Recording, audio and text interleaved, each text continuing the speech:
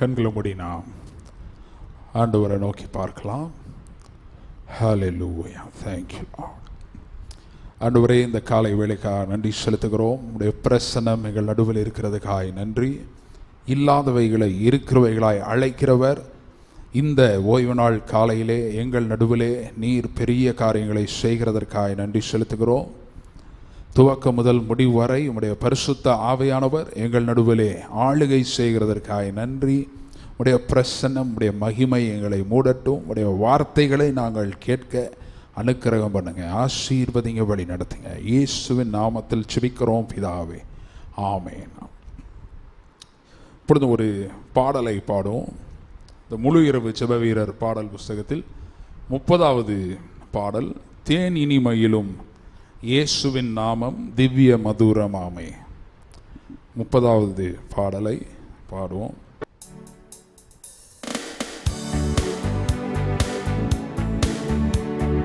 தேனினிமையிலும் இயேசுவின் நாமம் திவ்ய மதுரமாமே. அதை தேடியே நாடி ஓடியே வருவாய் தினமும் நீ மனமே. தேனினிமையிலும் இயேசுவின் நாமம் திவ்ய மதுரமாமே. காசினிதனிலே நேசமதாக கஷ்டத்தை உத்தரித்தே, பாவக்கசடதை அறுத்து சாபத்தை தொலைத்தார் கண்டுணர் நீ மனமே. தேனினிமையிலும் இயேசுவின் நாமம் திவ்ய மதுரமாமே. பாவியை மீட்க தாவிய உயிரை தாமே ஈந்தவரா. பாவியை மீட்க தாவிய உயிரை தாமே ஈந்தவரா. இன்னும் நேமியம் கருணை நிலை வரம் உண்டு, நீதம் துதி என் மனமே. தேனினிமையிலும் இயேசுவின் நாமம் திவ்ய மதுரமாமே. காலையில் பனி போல் மாயமாயாவும் உபாயமாய் நீங்கிவிடும். என்றும் கர்த்தரின் பாதம் நிச்சயம் நம்பு, கருத்தாய் நீ மனமே. தேனினிமையிலும் இயேசுவின் நாமம் திவ்ய மதுரமாமே. துன்பத்தில் இன்பம், தொல்லையில் நல்ல துணைவராம் நேசரிட. நீயும் அன்பராய் சேர்ந்தால் அனைத்துன்னை காப்பார், ஆசைக்குள் நீ மனமே. தேனினிமையிலும் இயேசுவின் நாமம் திவ்ய மதுரமாமே. பூலோகத்தாரும் மேலோகத்தாரும் புகழ்ந்து போற்றும் நாம, அதை பிடித்து கொண்டால் தான் பொன்னகர் வாழ்வில் புகுவாய் நீ மனமே. தேனினிமையிலும் இயேசுவின் நாமம் திவ்ய மதுரமாமே. அதை தேடிய நாடி ஓடிய வருவாய் தினமும் நீ மனமே.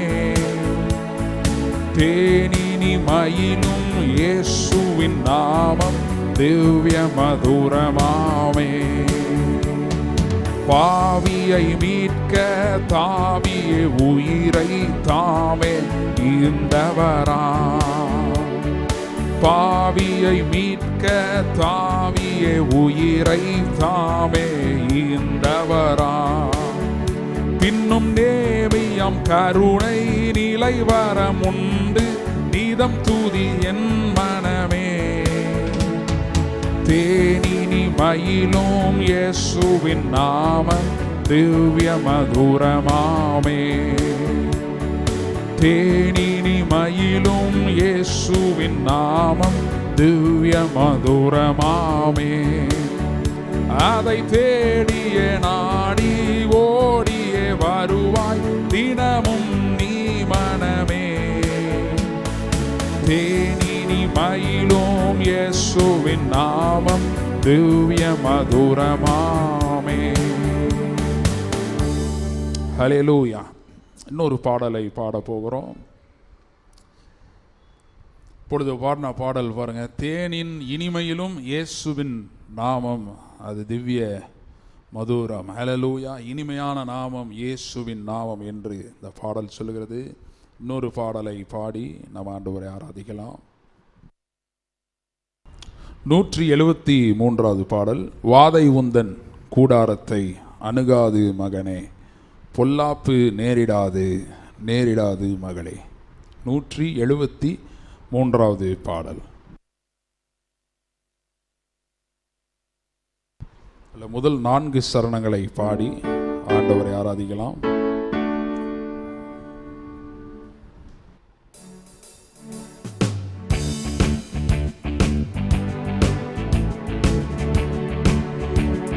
வாதை உந்தன் கூடாரத்தை அணுகாது மகனே, பொல்லாப்பு நேரிடாது நேரிடாது மகளே.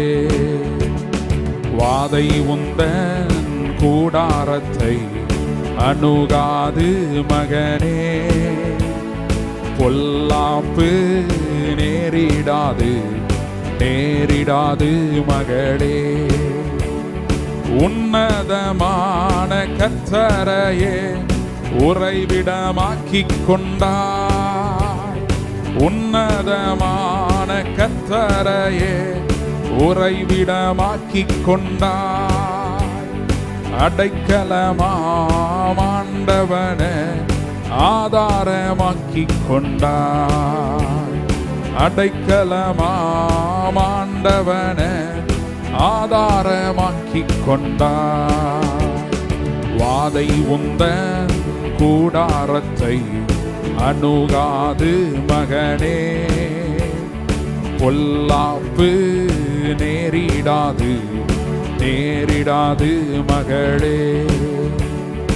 ஆட்டுக்குட்டி இரத்தத்தினால் சாத்தானை ஜெயித்து விட்டோ, ஆட்டுக்குட்டி இரத்தத்தினால் சாத்தானை ஜெயித்து விட்டோ.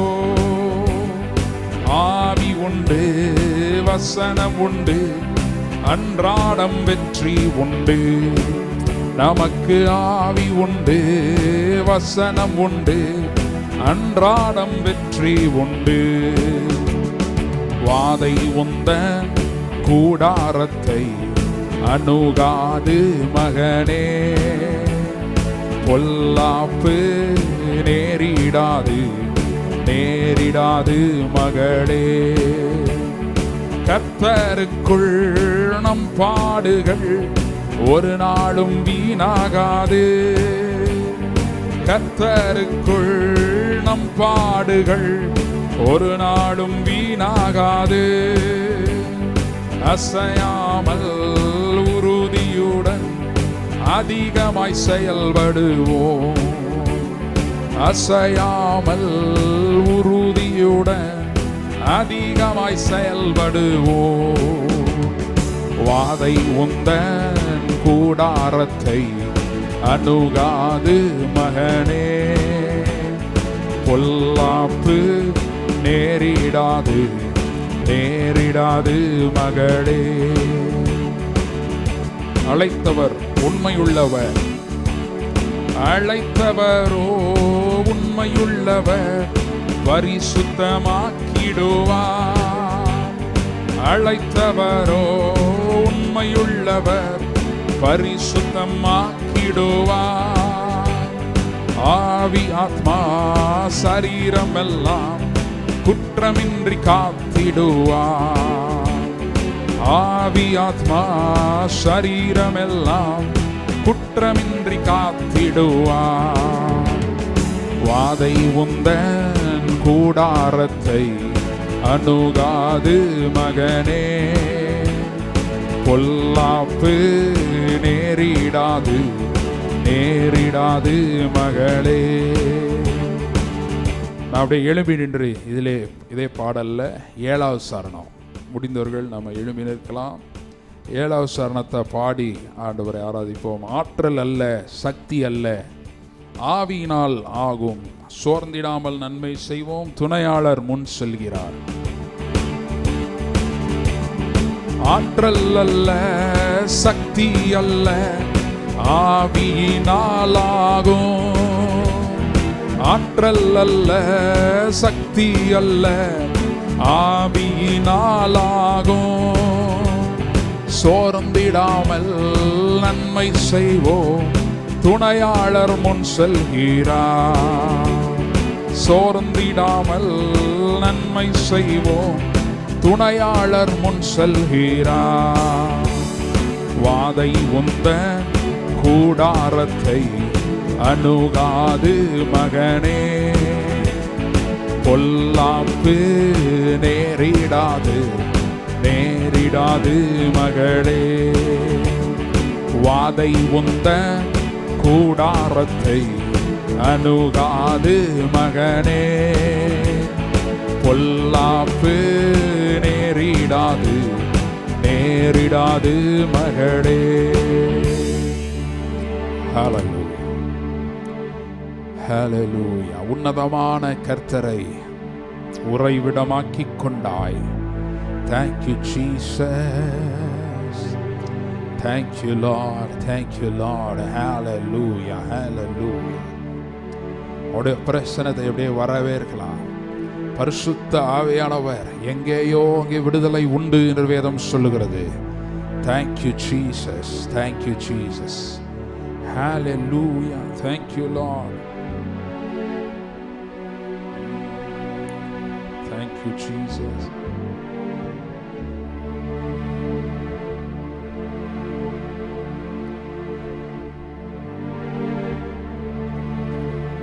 வல்லமையின் ஆவியானவர் என்னுள் வந்து விட்ட காரணத்தினால் பொல்லாத சாத்தான ஒரு சொல்லால விரட்டி விட்டேன்.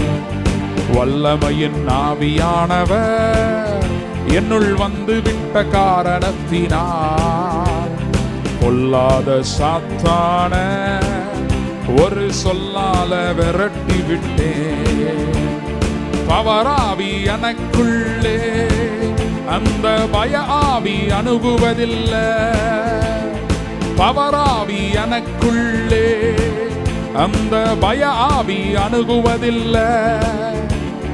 அன்பினாவி எனக்குள்ளே நான் அகற்றிவிட்டேன் கசப்புகளை. அன்பினாவி எனக்குள்ளே நான் அகற்றிவிட்டேன் கசப்புகளை. வல்லமையின் ஆவியானவர் என்னுள் வந்து விட்ட காரணத்தினால் பொல்லாத சாத்தான ஒரு சொல்லால விரட்டி விட்டேன். வல்லமையின் ஆவியானவர் என்னுள் வந்து விட்ட காரணத்தினால் பொல்லாத சாத்தான ஒரு சொல்லால விரட்டி விட்டேன். ஹல்லேலூயா. பரிசுத்த ஆவியானவர் இருக்கிற இடத்திலே விடுதலை உண்டு, அற்புதம் நடக்கும், சுகம் உண்டு, பலன் உண்டு, விடுதலை உண்டு, ஆரோக்கியம் உண்டு, தழும்புகளாலான சுகம் உண்டு. Thank you, Lord. Thank you, Lord. Hallelujah. Thank you, Lord. Hallelujah. Thank you, Jesus. தம் கரத்தை என் மீது வைத்து நீ சொஸ்தமாகு என்றன. நான் அவரின் வஸ்திரம் தோட ஆரோக்கியம் அடைந்திட்டே. மாதூய ஊதிரத்தால் என் பாவம் நீங்க கண்டேன் இயேசுவின் ரட்சிப்பினால் நான் ஆறுதல் கண்டடைந்தேன். ஹல்லேலூயா, ஹல்லேலூயா. அவரை தொட்டபோது, வஸ்திரத்தின் ஓரத்தை தொட்டபோது அவருடைய வஸ்திரத்திலிருந்து வல்லமை புறப்பட்டது என்று வேதம் சொல்லுகிறது. Thank you Lord. இந்த காலை வேளையிலே அவருடைய வல்லமை நம்முடைய மத்தியிலே வெளிப்படுகிறதா இருக்கிறது. தேங்க்யூ ஜீசஸ், தேங்க்யூ லார்ட், ஹல்லேலூயா. என்னிடத்திலிருந்து வல்லமை புறப்பட்டது என்றார். இந்த காலை வேளையிலே அதே வல்லமை நமக்குள்ளே, நம்முடைய நடுவிலே. ஜீசஸ், ஹல்லேலூயா. வலப்பக்கத்தில் நீழல்லவரே, வழுவாமல் காப்பவரவரே. வலப்பக்கத்தில் நீழல்லவரே, காலையில் சூரியன் மாலையில் சந்திரன் சேதப்படுத்தாதே.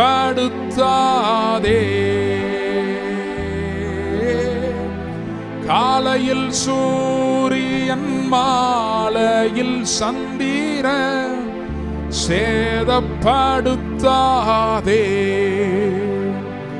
எனக்கொத்தாசை வரும் பர்வதம் நேராய் என் கண்களை ஏறெடுப்பே.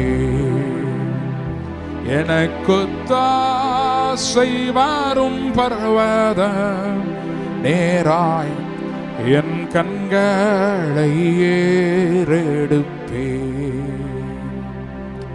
ஹல்லேலூயா, thank you Lord.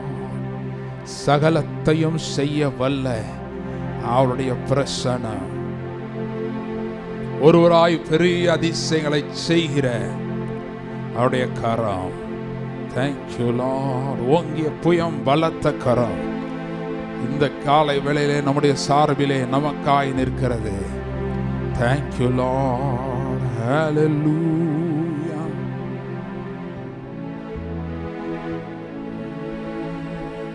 Thank you Lord.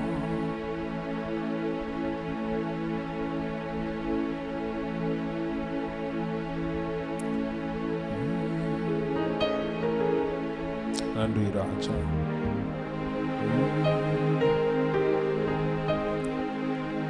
மருத்துவரே, அறிக்கையினை சிலுவையின் இரத்தம் மாற்றிடுமே.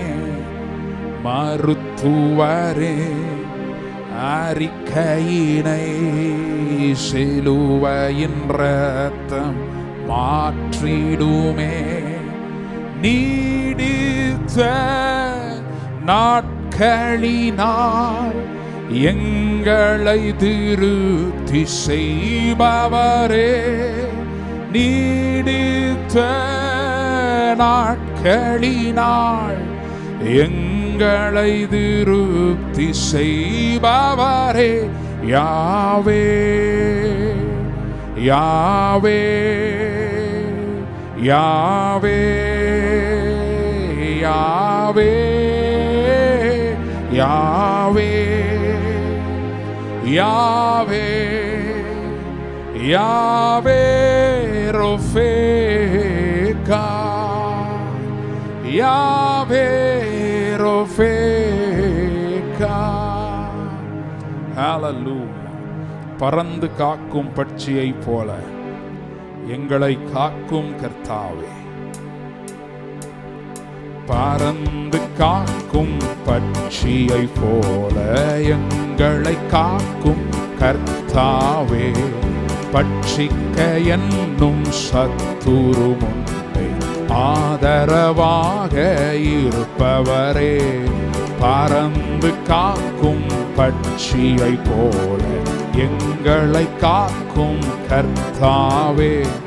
பட்சிக்க என்னும் சத்துரு முன்பே ஆதரவாக இருப்பவரே.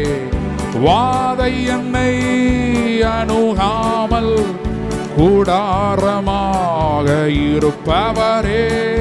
வாதை என்னை அணுகாமல் கூடாரமாக இருப்பவரே யாவே யாவே யாவே யாவே யாவே யாவே யாவே ரொஃபேக்கா யாவே ரொஃபேக்கா என் சார்பில் நீர் பலியானீர் எந்த இடத்தை எடுத்துக் கொண்டீர் என் சார்பில் நீர் பலியானீர் எந்த இடத்தை எடுத்துக் கொண்டீர் நீர் கொண்ட தழும்புகளால் எங்களை திருப்தி செய்பவரே நீர் கொண்ட தழும்புகளால் எங்களை சுகமாய் மைப்பவரே யாவே யாவே யாவே யாவே யாவே யாவே யாவே ரொஃபேக்கா யாவே ரொஃபேக்கா. ஹல்லேலூயா. அவர் கொண்ட தழும்புகளாலே நாம் சுகமாகிறோம். அவருடைய தழும்புகளாலே நாம் சுகமாகிறோம். Thank you Lord. Thank you Jesus. Thank you Jesus. Hallelujah. பலத்தினால் அல்ல, பராக்கிரமத்தினால் அல்ல, என்னுடைய ஆவியினாலே ஆகும், ஆவியினாலே ஆகும் என்றார். Thank you Jesus. நீர் பெரியவர், அற்புதங்கள் செய்பவர், உம்மை போல யாரும் இல்லை, உம்மை போல யாரும் இல்லை. நீர் பெரியவர், அற்புதங்கள் செய்பவர், உம்மை போல யாரும் இல்லை, உம்மை போல யாரும் இல்லை. துதிக்கு பாத்திர மகிமை உமக்கே, எங்கள் கைகளை உயர்த்தி உமை என்றும் ஆராதிப்போம். துதிக்கு பாத்திர மகிமை உமக்கே, எங்கள் கைகளை உயர்த்தி உமை என்றும் ஆராதிப்போம். நீர் பெரியவர், அற்புதங்கள் செய்பவர், உமை போல யாரும் இல்லை, உம்மை போல யாரும் இல்லை. நீர் பெரியவர், அற்புதங்கள் செய்பவர், உம்மை போல யாரும் இல்லை, உம்மை போல யாரும் இல்லை. வறண்ட நிலத்திலே துளிர்க்கிற வேரை போல அவனுக்கு முன்பாக எழும்புகிறார் என்று வேதம் சொல்கிறது. Thank you Lord. Hallelujah. வறட்சியான சூழ்நிலைகளுக்கு நடுவிலே ஜீவ நதியாய் பாய்ந்து வருகிற தேவ பிரசன்னம், அவருடைய வல்லமை, அவருடைய பரிசுத்த ஆவியானவர் இந்த இடத்துல நம்ம ஒவ்வொருவரையும் ஆட்கொண்டு இருக்கிறார், ஒவ்வொருவரையும் நிரப்பிக் கொண்டிருக்கிறார். Hallelujah. Thank you Lord. Thank you Jesus. ஆன்லைன்ல இதை பார்க்கலாம், உங்களை நிரப்பிக் கொண்டிருக்கிறார். Hallelujah. Thank you Jesus. Thank you Jesus. Hallelujah. பட்சிக்கிறவனிடத்தில் இருந்து பட்சணம், பலவான இடத்திலிருந்து மதுரமானவைகள் வருகிறது. Thank you Lord. Thank you Lord. Hallelujah. தேவனுடைய பிரசன்னத்தில் நம்மை ஒப்பு கொடுப்போம். Thank you Lord. ஒவ்வொருவருக்குள்ளும் கிறிஸ்து வெளிப்படும்படியாய் விரும்புகிறார். இந்த காலை வேளையில பரிசுத்த ஆவியானவர் ஒவ்வொருவருக்குள்ளே இருந்து கிறிஸ்துவை வெளியே கொண்டு வருகிறார். ஹல்லேலூயா. அவரோடு நான் சிலுவையில் அறையப்பட்டிருக்கிறேன், இனி நான் அல்ல, கிறிஸ்துவே என்னில் பிழைத்திருக்கிறார் என்று வேதம் சொல்லுகிறது. ஒவ்வொருவருக்குள்ளேயும் கிறிஸ்து, ஒவ்வொரு அணுக்களுக்குள்ள கிறிஸ்துவின் ஜீவன், ஒவ்வொரு செல்லுக்குள்ள, ஒவ்வொரு சதை, ஒவ்வொரு உறுப்புகளுக்குள்ள கிறிஸ்துவின் ஜீவனின் வல்லமை. ஹல்லேலூயா. சாவுக்கு ஏதுவான சரீரங்களை உயிர்ப்பிக்கிற அந்த வல்லமை. ஹல்லேலூயா. இந்த ஆராதனையில் இணைந்திருக்கிற ஒவ்வொருவருடைய சரீரத்திலையும் அதே வல்லமை வெளிப்படுகிறது. என்னிடத்திலிருந்து வல்லமை புறப்பட்டது என்றார். அதே வல்லமை புறப்படுகிற அதே வல்லமை, கிறிஸ்துவின் ஜீவன், கிறிஸ்துவின் ஆவியானவர் இன்று நமக்குள்ளே, நம்முடைய சரீரங்களுக்குள்ள அதே வல்லமையை வெளிப்படுத்துகிறார். Thank you Lord. மரித்தவைகள் உயிர் பெறுகிறது, மரித்தவைகள் உயிரடைகிறது. Thank you lord. Thank you Jesus. Thank you Lord.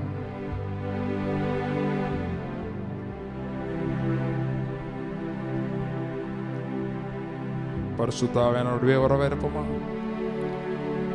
சாவுக்கு ஏதுவான எங்கள் சரீரங்களை உயிர் பெறச் செய்பவரே, சாவுக்கு ஏதுவான எங்கள் சரீரங்களை உயிர் பெறச் செய்பவரே, சரீரங்களின் தீய செயல்களையே சாகடிக்க வாருமையா, சரீரங்களின் தீய செயல்களையே சாகடிக்க வாருமையா.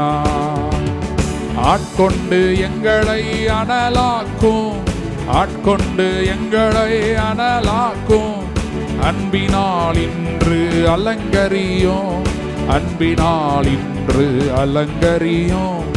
ஆவியான எங்கள் அன்பு தெய்வமே, அடியோரை ஆட்கொண்டு நடத்துமே.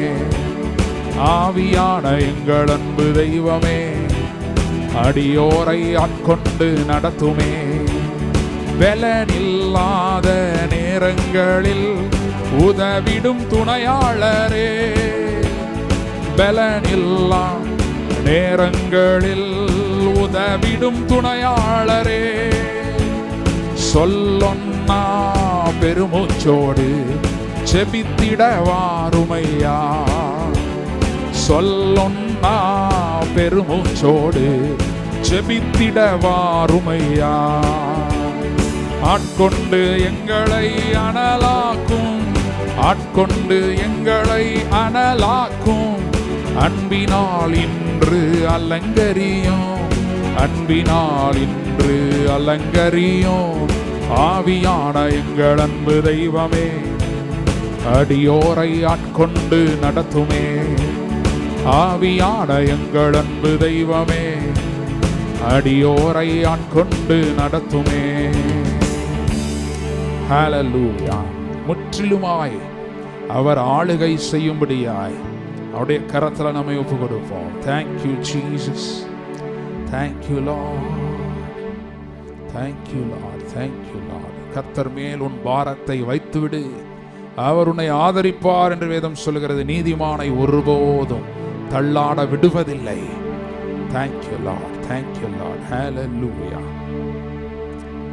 கரத்தில் நம்ம ஒப்பு கொடுப்போம். அப்பா உமக்கு நன்றி செலுத்துகிறோம். நீர் எங்களிலே பெருகும்படியாய் எங்களை உம்முடைய பலிபீடத்திலே ஜீவ பலியாய் நாங்கள் படைக்கிறோம். அனுதினமும் தன் சிலுவையை எடுத்துக்கொண்டு என்னை பின்பற்ற கடவன் என்று சொல்லப்பட்டிருக்கிறது. அப்படியே உம்முடைய சிலுவையை எடுத்துக்கொண்டு உம்மை பின்பற்றுகிறவர்களாய் எங்களை நாங்கள் படைக்கிறோம். ஆசீர்வதிங்க, வழி நடத்துங்க. இயேசுவின் நாமத்தில் ஜெபிக்கிறோம் பிதாவே. ஆமென். ஆமென். நாம் அமர்ந்து கொள்வோம். இப்பொழுதும் சாட்சி இருக்கிறது என்றால் நீங்கள் எழுந்து நின்று தேவநாமத்தை மகிமைப்படுத்தலாம். சொல்.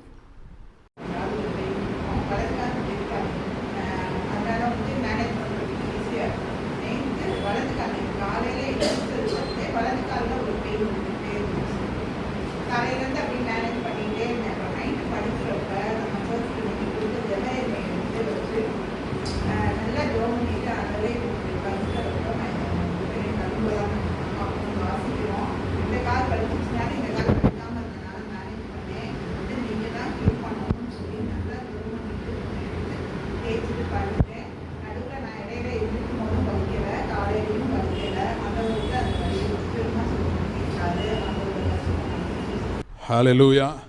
கர்த்தர் செய்த அற்புதத்திற்காக நன்றி செலுத்துவோம். ஜெப எண்ணெயை நம்ம ஒரு நோக்கத்தோடு வச்சுருக்கிறோம் இல்லையா? அதனால் அதை அப்ளை பண்ணுங்க, விசுவாசத்தோடு அப்ளை பண்ணிங்கன்னா அற்புதம் நடக்கும். ஹல்லேலூயா. சரி, வேறு சாட்சி ஏதாவது இருக்கா? சரி, இல்லை என்றால் இப்பொழுது நம்ம தேவனுக்கென்று படைக்கிற நேரம். நம்முடைய கரத்திலே காணிக்கை எடுத்து வைத்துக்கொள்வோம். செபிக்கலாம். ஆண்டவரே, உங்கள் நன்றி செலுத்துகிறோம். கொடுங்கள், அப்பொழுது உங்களுக்கு கொடுக்கப்படும் என்று நீர் சொன்னீர். முதலாவது நாங்கள் எங்களை உங்களுடைய பலிபீடத்தில் படைக்கிறோம். இந்த சரீரங்களை ஜீவ பலியாய் ஒப்பு கொடுக்கிறோம். இந்த ஆவி ஆத்மாவை உங்களுடைய பரிசுத்த ஆவியானவருடைய ஆளுகைக்கு நாங்கள் எங்களை ஒப்பு கொடுக்கிறோம். பின்பு இந்த காணிக்கை உமக்கு என்று கொடுக்கிறோம். நாங்கள் உமக்கு கொடுக்கிற பணத்தை விட எங்களுடைய ஆத்மா மிக விலையேறப்பட்டதாக இருக்கிறது. எங்களுடைய ஆத்மாவை முதலாவது நாங்கள் உமக்கு கொடுக்கிறோம். பின்பு இந்த காணிக்கை உமக்கு என்று கொடுக்கிறோம். இந்த காணிக்கை தேவ ராஜ்யத்திலே விதைக்கப்படுகிறபடினாலே இது விதைக்கிறவர்களுக்கும் விதைத்திருக்கிற அந்த விதையையும் நீங்கள் பெருகச் செய்கிறதுக்காக நன்றி. விதைத்தவர்களுக்கு நூறத்தனையான நன்மைகளை இம்மையிலும் மறுமையிலும் நீர் கட்டளையிடுகிறதுக்காக நன்றி செலுத்துகிறோம். ஆசீர்வதிங்க, வழி நடத்துங்க. இயேசுவின் நாமத்தில் ஜெபிக்கிறோம் பிதாவே, ஆமீன். இப்பொழுது ஒரு பாடல் பாடுற நேரத்திலே காணிக்கையை படைக்கலாம்.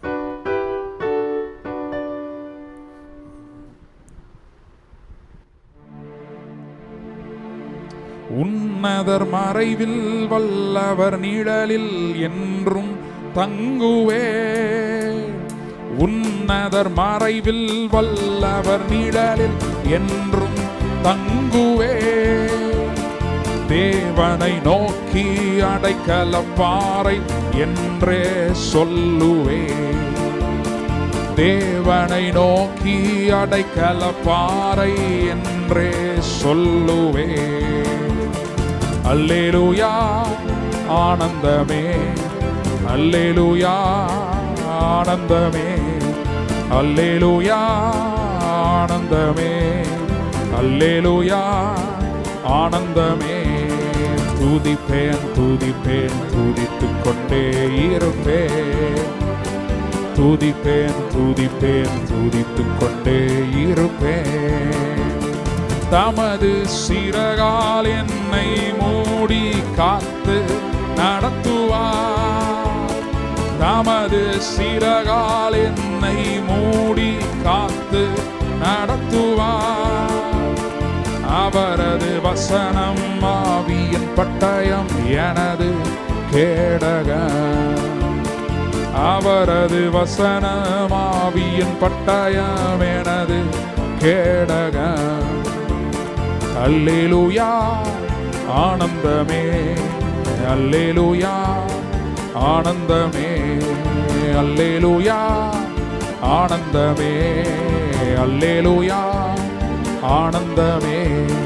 துதிப்பேன் துதிப்பேன் துதித்துக் கொண்டே இருப்பேன். துதிப்பேன் துதிப்பேன் துதித்துக் கொண்டே இருப்பேன். ஹல்லேலூயா. இப்பொழுது ஒரு சில அறிவிப்புகளை கேட்கலாம். இப்போ நம்ம வந்திருக்கிறது காலை ஆராதனை. ஒவ்வொரு ஞாயிற்றுக்கிழமையும் காலையில் 10:30 மணியிலிருந்து 11:30 மணி வரை இந்த ஆராதனை நடக்கும். மாலையில் 5:30 6:30 வரைக்கும் நடக்கும். இந்த ஆராதனைக்காக நீங்கள் ஜெபியுங்கள்.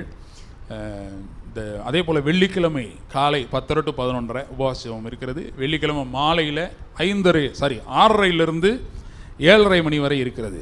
இங்கே ஒருவேளை டவுட்டுனா நீங்கள் எனக்கு ஃபோனில் கூட என்ன பண்ணிக்கோங்க, அந்த டைம் கேட்டுக்கோங்க. போன வாரம் ஒருத்தவங்க 5:30க்கே வந்துட்டாங்க. வந்துட்டு 6:20 தான் எனக்கு ஃபோன் பண்ணாங்க. நான் 6:30 தான் வந்தேன் இங்கே. அதனால் நீங்கள் டவுட் இருந்தால் கேட்டுக்கோங்க. ஞாயிற்றுக்கிழமை மட்டும்தான் 5:30 வச்சுருக்குறோம். வெள்ளிக்கிழமை ஆஃபீஸ்லாம் போயிட்டு வருவாங்க நிறைய பேர். அதனால் அதாவது வரவங்க ஆஃபீஸ்லாம் போயிட்டு வேலைக்கெல்லாம் போயிட்டு வரோம். அதனால் 6:30 என்று வைத்திருக்கிறோம். அதனால் இதை நோட் பண்ணிக்கோங்க. அப்புறம் இந்த ஆராதனை லைவ் போகுது பார்க்குறீங்க, அதுக்காக நீங்கள் ஜெபம் பண்ணுங்கள், மற்றவர்களுக்கு அனுப்புங்க. போன வாரம் லைவ் செய்தி கேட்டிங்களா? சரி, அது மற்றவர்களுக்கும் அனுப்புங்க. சும்மா எல்லோரும் குட் மார்னிங் குட் ஈவினிங் மாதிரி அனுப்பாதீங்க. ஜெபம் பண்ணிவிட்டு ஒருவேளை ஆண்டவர் அனுப்ப சொன்னார்னா நீங்கள் அவர்களுக்கு தாராளமாக அனுப்புங்க. இதுக்கான நிறைய பிரயாசம் எடுக்கிறாங்க. பின்னணியில் இருக்கிறவங்களுக்காக நீங்கள் ஜெபம் பண்ணுங்கள். சபைக்குன்னு நிறையா பேர் சரிங்க. கார்பெட் கொடுத்தது ஒருத்தவங்க. இந்த டேபிள் முன்னாடி இருக்க டேபிள் ஒருத்தவங்க சபைக்கு கொடுத்தது. நான் எதுவுமே வாங்குறதே இல்லை, பெரும்பாலும் எல்லாமே நீங்கள் வரவங்க தான் சரிங்க. அதுக்கான பலன் நிச்சயமாக உங்களுக்கு இருக்கும். இந்த ஒரு கிளாக் வந்திருக்கு சபைக்கு, அந்த கிளாக் வந்து அது திருந்தலை, எத்தனை பேட்டரி போட்டாலும் அது திருந்தலை. ஆனால் யாரோ ஒருத்தவங்க இது கிளாக் வாங்கியிருக்காங்க சபைக்கு வரவர்கள். சரி, இதுங்கள் எல்லாருக்கும் நிச்சயமாய் கர்த்தருடைய ஆசீர்வாதம் இருக்கும். நான் எதையுமே கேட்குறதே இல்லை, இது வேணும் அது வேணும்னு எதுவுமே என்ன பண்ணுறதில்ல, சொல்கிறதே இல்லை. நீங்களாக தான் வாங்கிட்டு வந்து என்ன பண்ணுறீங்க, கொடுக்குறீங்க. இருந்தாலும் அதற்குரிய பலன் பரலோகத்தில் உண்டு, நிச்சயமாய் உண்டு. அதுக்காக நம்ம ஜெபம் பண்ணுவோம். சரி, இப்பொழுதும் கர்த்தருடைய வார்த்தைக்கு நேராக நாம் செல்ல போகிறோம். இத்தனை பேர் ஆயத்தமாக வந்திருக்கிறீங்க கர்த்தருடைய வார்த்தை. அல்லேலூயா. 2 ராஜாக்கள் 5வது அதிகாரம், அதில் 14வது வசனம். அப்பொழுது அவன் இறங்கி தேவனுடைய மனுஷன் வார்த்தையின்படியே யோர்தானில் 7 தரம் மூழ்கின போது அவன் மாம்சம் ஒரு சிறு பிள்ளையின் மாம்சம் போல மாறி அவன் சுத்தமானான். ஹல்லேலூயா. இந்த சம்பவம் பழைய ஏற்பாட்டு காலத்தில் நடந்த ஒரு சம்பவம். இதை குறித்து நம்ம இன்னைக்கு தியானிக்கிறோம். எவ்வளவோ கதைகள் உலகத்தில் இருக்குது, எவ்வளவோ சம்பவங்கள், உண்மை சம்பவங்களே நிறையா இருக்குது. உலக போர் யுத்தத்தின் போது நடந்த சம்பவங்கள் இருக்குது. அதுக்கு முன்னாடி பல சம்பவங்கள் பூமியில் இருக்குது. உண்மையான நிகழ்வுகளே இருக்குது. ஆனால் அதெல்லாம் நம்ம பிரசங்கம் பண்ணுறதில்ல. இயேசுவே பார்த்திங்கன்னா கதையெல்லாம் சொல்லியிருக்காரு, பேராபிள்ஸ்ன்னு சொல்லுவோம், கதை சொல்லியிருக்காரு. நம்ம வந்து எதுவுமே என்ன பண்ணுறதில்ல, கதையெல்லாம் சொல்லவே இல்லை. மறைந்த டிஜிஎஸ் தினகரன் இருக்கிறாரு, அவர் பார்த்திங்கன்னா எல்லாத்துலேயும் ஒரு கதை சொல்லுவார். நீங்கள் கேட்டிருப்பீங்க, அவர் பிரசங்கம் கேட்டிங்கன்னா தெரியும். எல்லாத்துக்குமே ஒரு கதை சொல்லி அதிலிருந்து நிறையா விளக்கி சொல்லுவார். அது ஒரு விதமான பிரசங்கம். பவுலுடைய பிரசங்கங்கள்லாம் பார்த்தீங்க, நிருபங்கள்லாம் பார்த்தீங்கன்னா அதில் எந்த கதையும் இருக்காது, நேராக பாயிண்ட்டுக்கு போயிடுவார். இயேசு சிலுவையில் ஆரையப்பட்டிருக்கிறார், அதனால் என்ன பிரயோஜனம் அது அப்படின்னு போயிடுவார். சிலுவையை பற்றிய உபதேசம் கெட்டு போகிறவர்களுக்கு பைத்தியமாக இருக்குது, ரட்சிக்கப்படுகிற நமக்கோ தேவ பலனாக இருக்குதுன்னு சொல்லி நேரடியாக அவர் சப்ஜெக்ட்டுக்கு போயிடுவார். ஆனால் நம்ம பிரசங்கம் பண்ணுறவங்க எல்லாருமே அங்கங்கே பழைய ஏற்பாட்டில் இருந்தும் பேசுவாங்க. எல்லாருமே அப்படி தான் பிரசங்கம் பண்ணுறவர்கள் பழைய ஏற்பாட்டிலேருந்து பேசுவாங்க, புதிய ஏற்பாட்டில் இருந்தும் பேசுவார்கள். பழைய ஏற்பாட்டிலேருந்து பேசும்போது ஒன்றே மட்டும் நம்ம கவனிக்க வேண்டும். என்னன்னா, பழைய ஏற்பாட்டிலேயும் கிறிஸ்துவானவர் மறைந்திருக்கிறார். ஹல்லேலூயா. அந்த மறைந்திருக்கிற கிறிஸ்து அங்கே இருக்கிறதுனால தான் அங்கே இருக்கிறவங்களுக்கு அற்புதம் நடந்திருக்கு. இயேசு பார்த்தீங்கன்னா பூமியில் வாழ்ந்தபோது நிறைய அற்புதமாக செஞ்சார். ஏன் நிறைய அற்புதம் செஞ்சார்? எதற்கு? அவர் வந்தது சிலுவையில் மறிக்க தானே வந்தார். ஆமாவா இல்லையா? உலகத்தின் பாவத்தை வந்த வேலையை பண்ணிட்டு போயிருக்கலாம்ல. எதுக்கு நிறைய பேருக்கு சுகம் கொடுக்குறாரு, எல்லாம் பண்ணுறாரு? எதற்கென்றால் இயேசுடைய நேச்சரே அதுதான், அவருடைய தன்மை என்னதான், சுகமாக்குவது. இப்போ பழைய ஏற்பாட்டில் இன்றைக்கி இந்த நாகமான குறித்து பார்க்குறோம். இதிலெல்லாம் கிறிஸ்துவானவர் மறைபொருளாய் மறைந்திருக்கிறார். ஹல்லேலூயா. இந்த நாகமான் சம்பவத்தில் பார்த்திங்கன்னா எல்லாம் முடிஞ்ச உடனே அவனுக்கு சரியாயிருது. அவன் வந்து சொல்கிறான் எலிசாவை பார்த்து, தயவு செஞ்சு இதை என்ன பண்ணிக்கங்க, வாங்கிக்கங்க. சில கோல்டு கொண்டு வரான், தங்கத்தை கொண்டு வரான். கடைசியில் சொல்கிறான், மாற்று வஸ்திரத்தையாவது என்ன பண்ணுங்க, வாங்கிக்கங்க. அவன் என்ன சொல்லிட்டான், முடியவே முடியாது. ஏன் அப்படி சொன்னான் அப்படின்னா, இந்த சுகம் இவனால் அருளப்பட்டது இல்லை. அல்லேலூயா. இதற்கு பின்னணியில் கிறிஸ்துவின் மறைபொருள் ஒன்று இருக்கிறது. கிறிஸ்து மறைபொருளாக இந்த இடத்துல இருக்கிறார். அந்த அற்புதம் நடந்ததற்கு எலிசா காரணம் இல்லை. அல்லேலூயா. அந்த அற்புதம் நடந்ததற்கு கிறிஸ்து தான் காரணம். நீங்கள் கேட்கலாம், கிறிஸ்து இன்னும் வரவே இல்லையே. ஆனால் கிறிஸ்து நிழலாய் இந்த இடத்துல இருக்கிறார், மறைபொருளாய் இந்த இடத்துல இருக்கிறார். அல்லேலூயா. நம்பிக்கைக்கும் விசுவாசத்திற்கும் என்ன வித்தியாசம்? இந்த இடத்துல விசுவாசத்தினாலே அவனுக்கு அற்புதம் நடக்கிறது. விசுவாசம்னா என்னது? ஃபெய்த். நம்பிக்கைன்னா என்னது? ஹோப். நம்பிக்கைக்கும் விசுவாசத்திற்கும் வித்தியாசம் என்ன தெரியுமா? நம்பிக்கை என்றால் இனிமேல் என் வாழ்க்கையில இப்படி ஒரு அற்புதம் நடக்கும் என்று நம்புவது. அதுக்கு பேர் தான் என்னது? ஹோப். உலகத்தாரே அது சொல்லுவாங்க, நெவர் கிவ் அப்ன்றாங்க. அப்படின்னா என்ன அர்த்தம்? விட்டு விடாதே, நிச்சயமாக உன் வாழ்க்கையில் அற்புதம் நடக்கும், நன்மை உனக்கு வரும், நிச்சயமாக நடக்கும், ஒரு நாள் அற்புதம் நடக்கும், நீ விட்டு விடாதே, மனம் தளராதே. ஆனால் வேதம் அப்படிப்பட்ட புஸ்தகம் இல்லை. ஹல்லேலூயா. வேதம் அப்படிப்பட்ட புஸ்தகம் அல்ல. Bible is not motivational book. Motivation பண்ணி நம்பிக்கை ஊட்டுகிற ஒரு புஸ்தகம் வேத புஸ்தகம் அல்ல. வேத புஸ்தகம் it's a book of faith. Hallelujah. விசுவாசத்தின் புஸ்தகம். விசுவாசம் என்றால் என்னன்னா, எல்லாம் செய்து முடிக்கப்பட்டு விட்டது. ஹல்லேலூயா. இயேசு சிலுவையில் என்ன சொல்றார்? எல்லாம் முடிந்தது. அப்பனா என்ன அர்த்தம்? அது வரைக்கும் இன்னும் முடியல, அதான அர்த்தம்.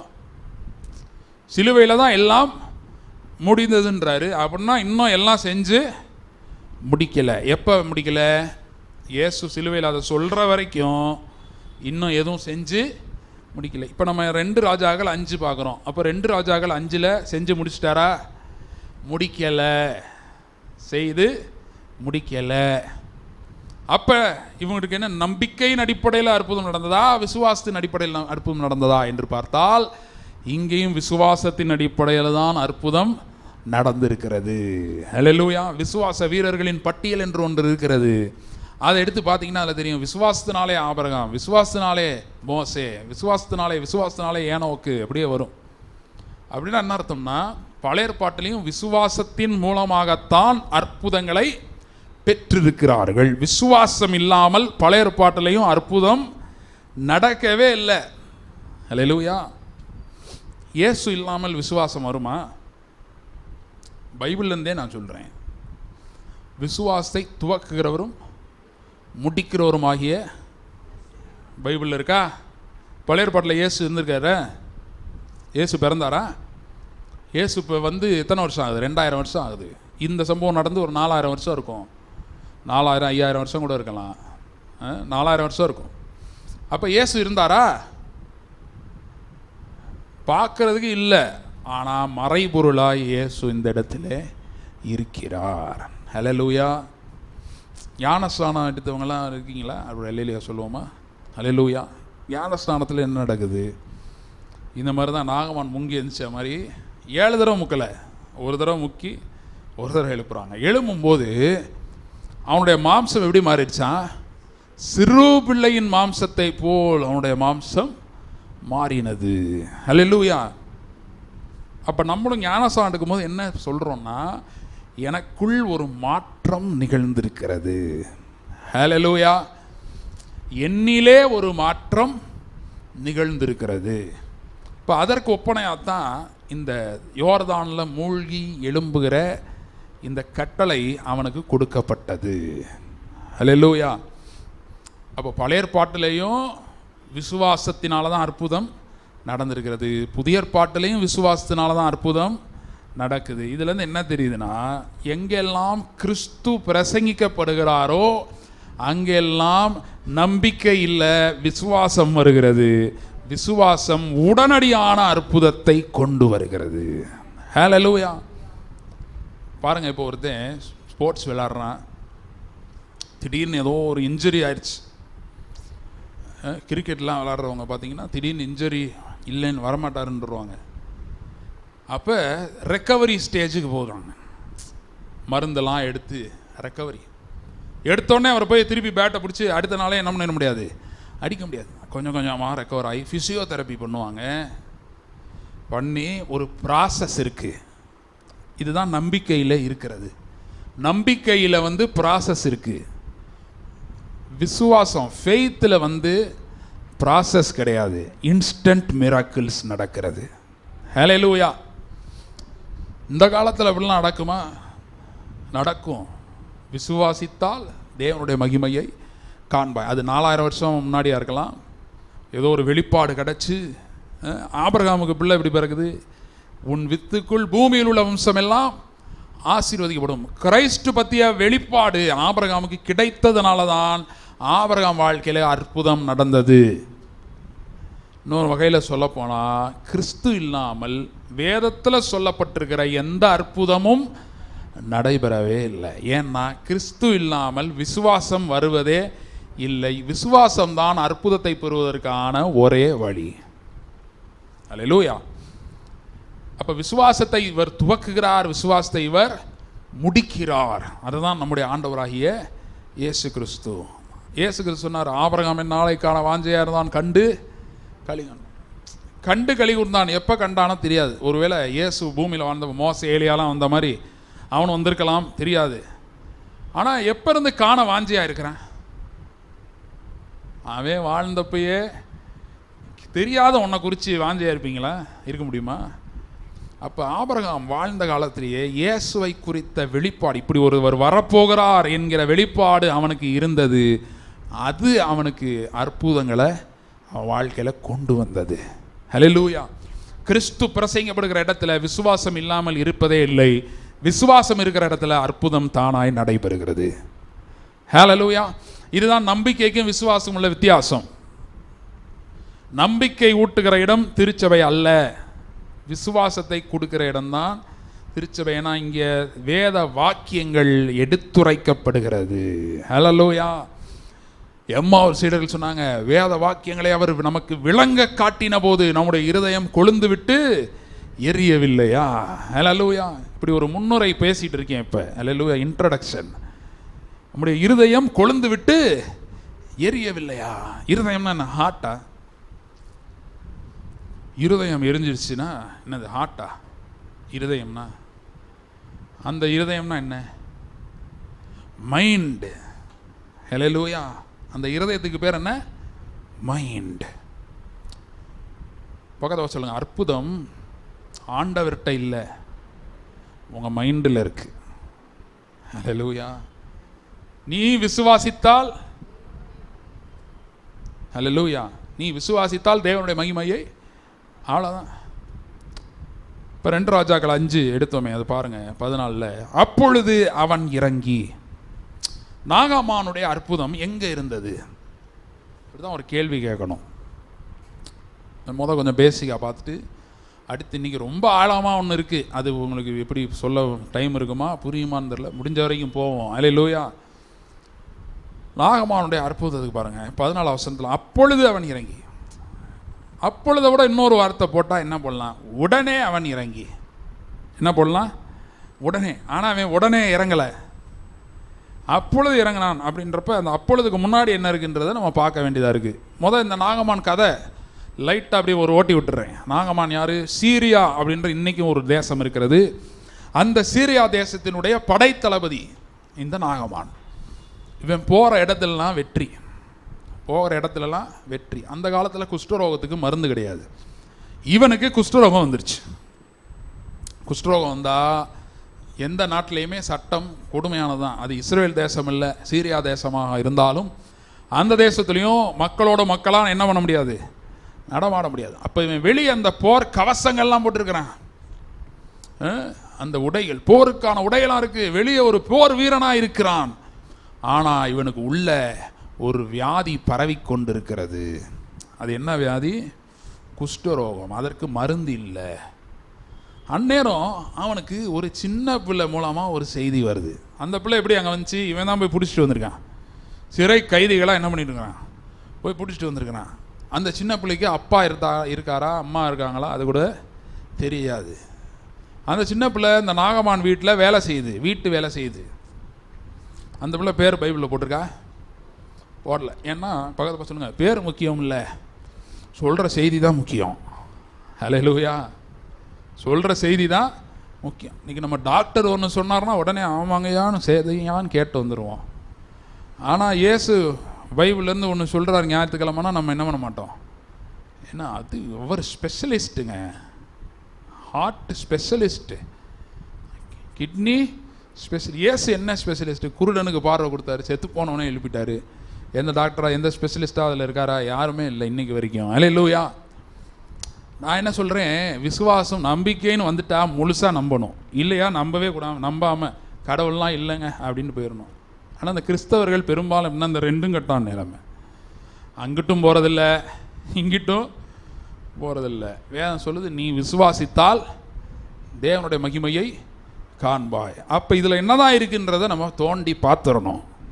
அல்லேலூயா. சரிங்க, பாருங்க, ஏன் அப்பொழுதுன்னு போட்டிருக்குன்னா முந்தின வசனம் அதில் போட்டிருக்கு, அவன் ஊழியக்காரர் சமீபத்தில் வந்து அவனை நோக்கி, அவனுக்கு நல்ல வேலையாட்கள் இருந்திருக்காங்க. நம்ம ஊருக்காரன் என்ன, இப்போ ட்ரம்ப்பு கூட இருக்கிற மாதிரிலாம் நீங்கள் ஐயா நீங்கள் என்ன செஞ்சாலும் கரெக்ட் தான் போயிடுவான். ஆனால் அவன் என்ன சொல்லியிருக்கான், அவன் ஊழியக்காரர் சமீபத்தில் வந்து அவனை நோக்கி, தகப்பனே, அந்த தீர்க்கதரிசி ஒரு பெரிய காரியத்தை செய்ய உமக்கு சொல்லியிருந்தால் அதை செய்வீரல்லவா? ஸ்நானம் பண்ணும், சும்மா முங்கி எந்திரி, அப்பொழுது சுத்தமாவீர் என்று உம்மோடே சொல்லும்போது அதை செய்ய வேண்டியது எத்தனை அதிகம். அப்போ நான் சொல்கிறேன், நாகமான் வந்து இந்த மாதிரி ஒரு சின்ன பிள்ளை செய்தி சொல்லுது, எங்கள் ஊரில் ஒரு தீர்க்கதரிசி இருக்காரு, அவர்கிட்ட போனால் சுகமாக்கிடுவார். இந்த நாகமானுடைய குஷ்டரோகத்தை என்ன பண்ணிடுவார், நீக்கி விடுவார். பைபிளில் பாருங்கள், பழைய ஏற்பாட்டில் குஷ்டரோகம் வந்து சுகமானவன் ஒருத்தன் கூட இல்லை, எவனுமே என்னால சுகமாகலை. உங்களுக்கு தெரிஞ்சு, அதாவது நான் சொல்கிறது இஸ்ரவேலர்கள் யாருமே என்னாகலை, சுகமாகலை. இவர் இருக்குது, இந்தம்மா இருக்குது, அது என்னது, மோசையுடைய மோசையுடைய அக்கா. மீரியாமுக்கு வந்து தண்டனையாக வந்துச்சு, ஒரு வாரம் இல்லையா, பாளையத்துக்கு புறம்பு இருந்துச்சு. அப்புறம் அதுவே போயிடுச்சு. வரும்போதே அது ஒரு வேலிடிட்டியோடு தான் வந்துச்சு, 7 நாள் தான் அப்படின்னு. அல்லேலூயா. நிறையா பிரச்சனை நமக்கு அப்படி தான் வருது, தெரியாது நமக்கு. நம்ம இருந்துட்டு ஐயோ இந்த பிரச்சனை இப்படியே போனால் என்ன ஆகும் அப்படின்னு. அல்லேலூயா. அப்போ பாருங்கள், பழைய ஏற்பாட்டில் யாருமே சுகமே ஆகலை. ஆனால் இந்த பிள்ளை கான்ஃபிடெண்ட்டாக சொல்லுது, என்ன சொல்லுது, எங்கள் ஊருக்கு போனால் அவர் என்ன பண்ணிடுவார், நீக்கி விடுவார். கொஞ்சம் தேவலை ஆகும்லாம் சொல்லலை, என்ன சொல்லிடுச்சு, நீக்கி விடு. இதுதான் சுவிசேஷம். அல்லேலூயா. பக்கத்தில் பார்த்து சொல்லுங்கள், 100 மடங்கு. 60 70 ஆண்டவர்கிட்ட இல்லை. 38 வருஷமாக படுத்த படுக்கையாக இருந்தான். அவனை பார்த்து எழுந்து உன் படுக்கை எடுத்துக்கொண்டு நட என்றார். உடனே அவன் எழுந்தான். பிசியோதெரபி தேவைப்படவில்லை. அல்லேலூயா. இதுதான் விசுவாசத்தினால் நடக்கிற அற்புதம். இன்னைக்கு நான் சொல்கிறேன். அல்லேலூயா. அற்புதம் எங்கே இருக்கிறது? இப்போ சரின்னு வரான், இந்த நாட்டுக்கு வரான், நாகமான் படையோடு வரேன், வெகுமானம்லாம் எடுத்துகிட்டு வரேன், குஷ்டரோகத்தை நீக்கிறதுக்கு மருந்தே இல்லை. அப்புறம் ஒருத்தர் நீக்கிறாருன்னா அவருக்கு எவ்வளோ வெகுமதியெல்லாம் நம்ம கொடுக்கணுன்ட்டு வரேன். வந்து இந்த ராஜாவை பார்க்குறான், இஸ்ரேல் ராஜாவை. அந்த ராஜா சொல்கிறான், இவனை பாரு, இப்படி ட்ரம்ப்பு போய் வம்பிழுக்கிற மாதிரி இவன் என்ன பண்ணிருக்கான், வம்பிழுக்கிறான். போர் பண்ணுறதுக்கு, சண்டை போடுறதுக்கு என்ன பண்ணுறான், வம்பிழுக்கிறான் அப்படின்னு சொல்லி வஸ்திரத்தை அவன் கிழித்து கொண்டு. இதுலேருந்து என்ன தெரியுது, சில தீர்வுகள் உலகத்திலேயே இல்லை, சில தீர்வுகள் எங்கேயுமே கிடையாது, ஆண்டவர்கிட்ட மட்டும்தான் இருக்கிறது. அல்லேலூயா. சில நேரம் பாருங்கள், அதான் பாருங்கள், அன்னைக்கு ஏற்கனவே சொல்லியிருக்கேன், ஒருத்தர் வந்து வெள்ளிக்கிழமை ஜெபத்துக்கு வந்தார் சாயங்காலம். நம்முடைய சபைக்கு வரவர் தான். அவருக்கு ஒரு பிரச்சனை, குறிப்பிட்ட ஒரு உடல் உறுப்பில் ஒரு பிரச்சனை. அடுத்த நாள் போய் டெஸ்ட் எடுக்க போகிறாரு. வீட்டில் வந்து இது சாப்பிடாதீங்க அது சாப்பிடாதீங்கன்னு சொல்லிட்டாங்க. போய் இங்கே தான் ஒரு ஹாஸ்பிட்டலில், பிரபலமான ஒரு ஹாஸ்பிட்டல், எந்த ஹாஸ்பிட்டல் லைவ் போகிறனால எதையுமே நம்ம பேர் சொல்ல முடியாது பாருங்கள். அப்புறம் அவர் ஸ்பான்சரான்னு கேட்டுருவாங்க. ஆமாம், அந்த பிரபலமான ஒரு ஹாஸ்பிட்டலில் போய் டெஸ்ட் எடுக்க போகிறார். அடுத்த நாள், முந்தின நாள் ப்ரேயர் பண்ணார். வீட்டிலலாம் ஒரு இது ரெஸ்ட்ரிக்ட் பண்ணிட்டாங்க, இதை சாப்பிடாதீங்க அதை சாப்பிடாதீங்கன்னு. அங்கே போய் டெஸ்ட் எடுத்துட்டா டாக்டர் வந்து ரிப்போர்ட்டை பார்த்துட்டு கேட்டிருக்காரு, நீ எதுக்கு இங்கே வந்தேன்னு கேட்டிருக்காரு. அல்லேலூயா. எதுக்கு நீங்கள் இங்கே வந்தீங்க? ஏன் அப்படின்னா அந்த ரிப்போர்ட்டில் எல்லாமே நார்மலாக இருக்கிறது. அல்லேலூயா. வீட்டுக்கு போய் மட்டன் பிரியாணி சாப்பிட்டு விட்டார். அல்லேலூயா. விசுவாசம் இருக்கிற இடத்துல அற்புதம் சின்னதோ பெருசோ அது அங்கே விஷயமே கிடையாது. அல்லேலூயா. விசுவாசம் இருக்கணும். இப்போ நான் கண்ணாடி போடக்கூடாது, இது பவர் கிளாஸ் தான். ஆனால் அதுக்கு என்ன இருக்கணும், எனக்கு அந்த விருப்பம் இல்லை. கண்ணாடியை கலட்டினா நல்லா இல்லை, போட்டால் தான் எனக்கு நல்லா இருக்குன்னு நான் நினைக்கிறேன். அப்படின்றப்ப அந்த விசுவாசம் வருமா? வரவே வராது. அந்த மாதிரி நீ விசுவாசித்தால் தேவனுடைய மகிமையை காண்பாய். ஹல்லேலூயா. நிறைய நேரம் பிரச்சனையோட வாழ பழகிடுவோம். உலகம் சொல்கிறது அது, பைபிளில் இல்லை. அப்படி உலகம் என்ன சொல்லுது? பிரச்சனையோட அட்ஜஸ்ட் பண்ணி குஷ்டரோகம் தானே உள்ளே தானே இருக்குது, வெளியே சட்டைக்கிட்டே போடுப்பா, யாருக்கு தெரிய போகுது, அப்படியே இரு.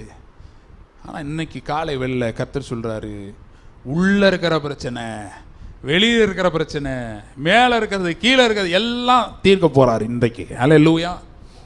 சத்தியத்தில் என்ன பவர் இருக்குன்னா அதை கேட்கும் போதே அந்த அற்புதம் நடக்கிறது. ஹல்லேலூயா. கேட்கும் போதே ஒரு விசுவாசம் வருகிறது, அந்த விசுவாசம் வரும்பொழுதே ஒரு அற்புதம் நடைபெறுகிறது. ஹல்லேலூயா. அப்போ இவன்கிட்ட சொல்கிறாங்க, தீர்க்கதரிசிட்ட வந்துட்டான், இந்த நாகமான் வந்துட்டான். வந்தோடனே தீர்க்கதரிசி தான் கூப்பிட்டு விடுறான். தீர்க்கதரிசி பேர் என்னது? எலிசா. எலிசா தான் கூப்பிட்டு விடுறான். வந்திருக்கிறவர் யார்? ஒரு விஐபி. அப்போ என்ன பண்ணணும்? இப்படி வரவேற்கணும். வெளியில் வந்து ஒரு வணக்கம் போட்டு, ஐயா வெளியூர்லேருந்து ஃபாரினர் வந்திருக்கீங்க, உங்களுக்கு என்ன வேணும்? ஆனால் இந்த ஆள் என்ன பண்ணார் தெரியுமா? ஒரு ஆள் அனுப்பி விடுறாரு.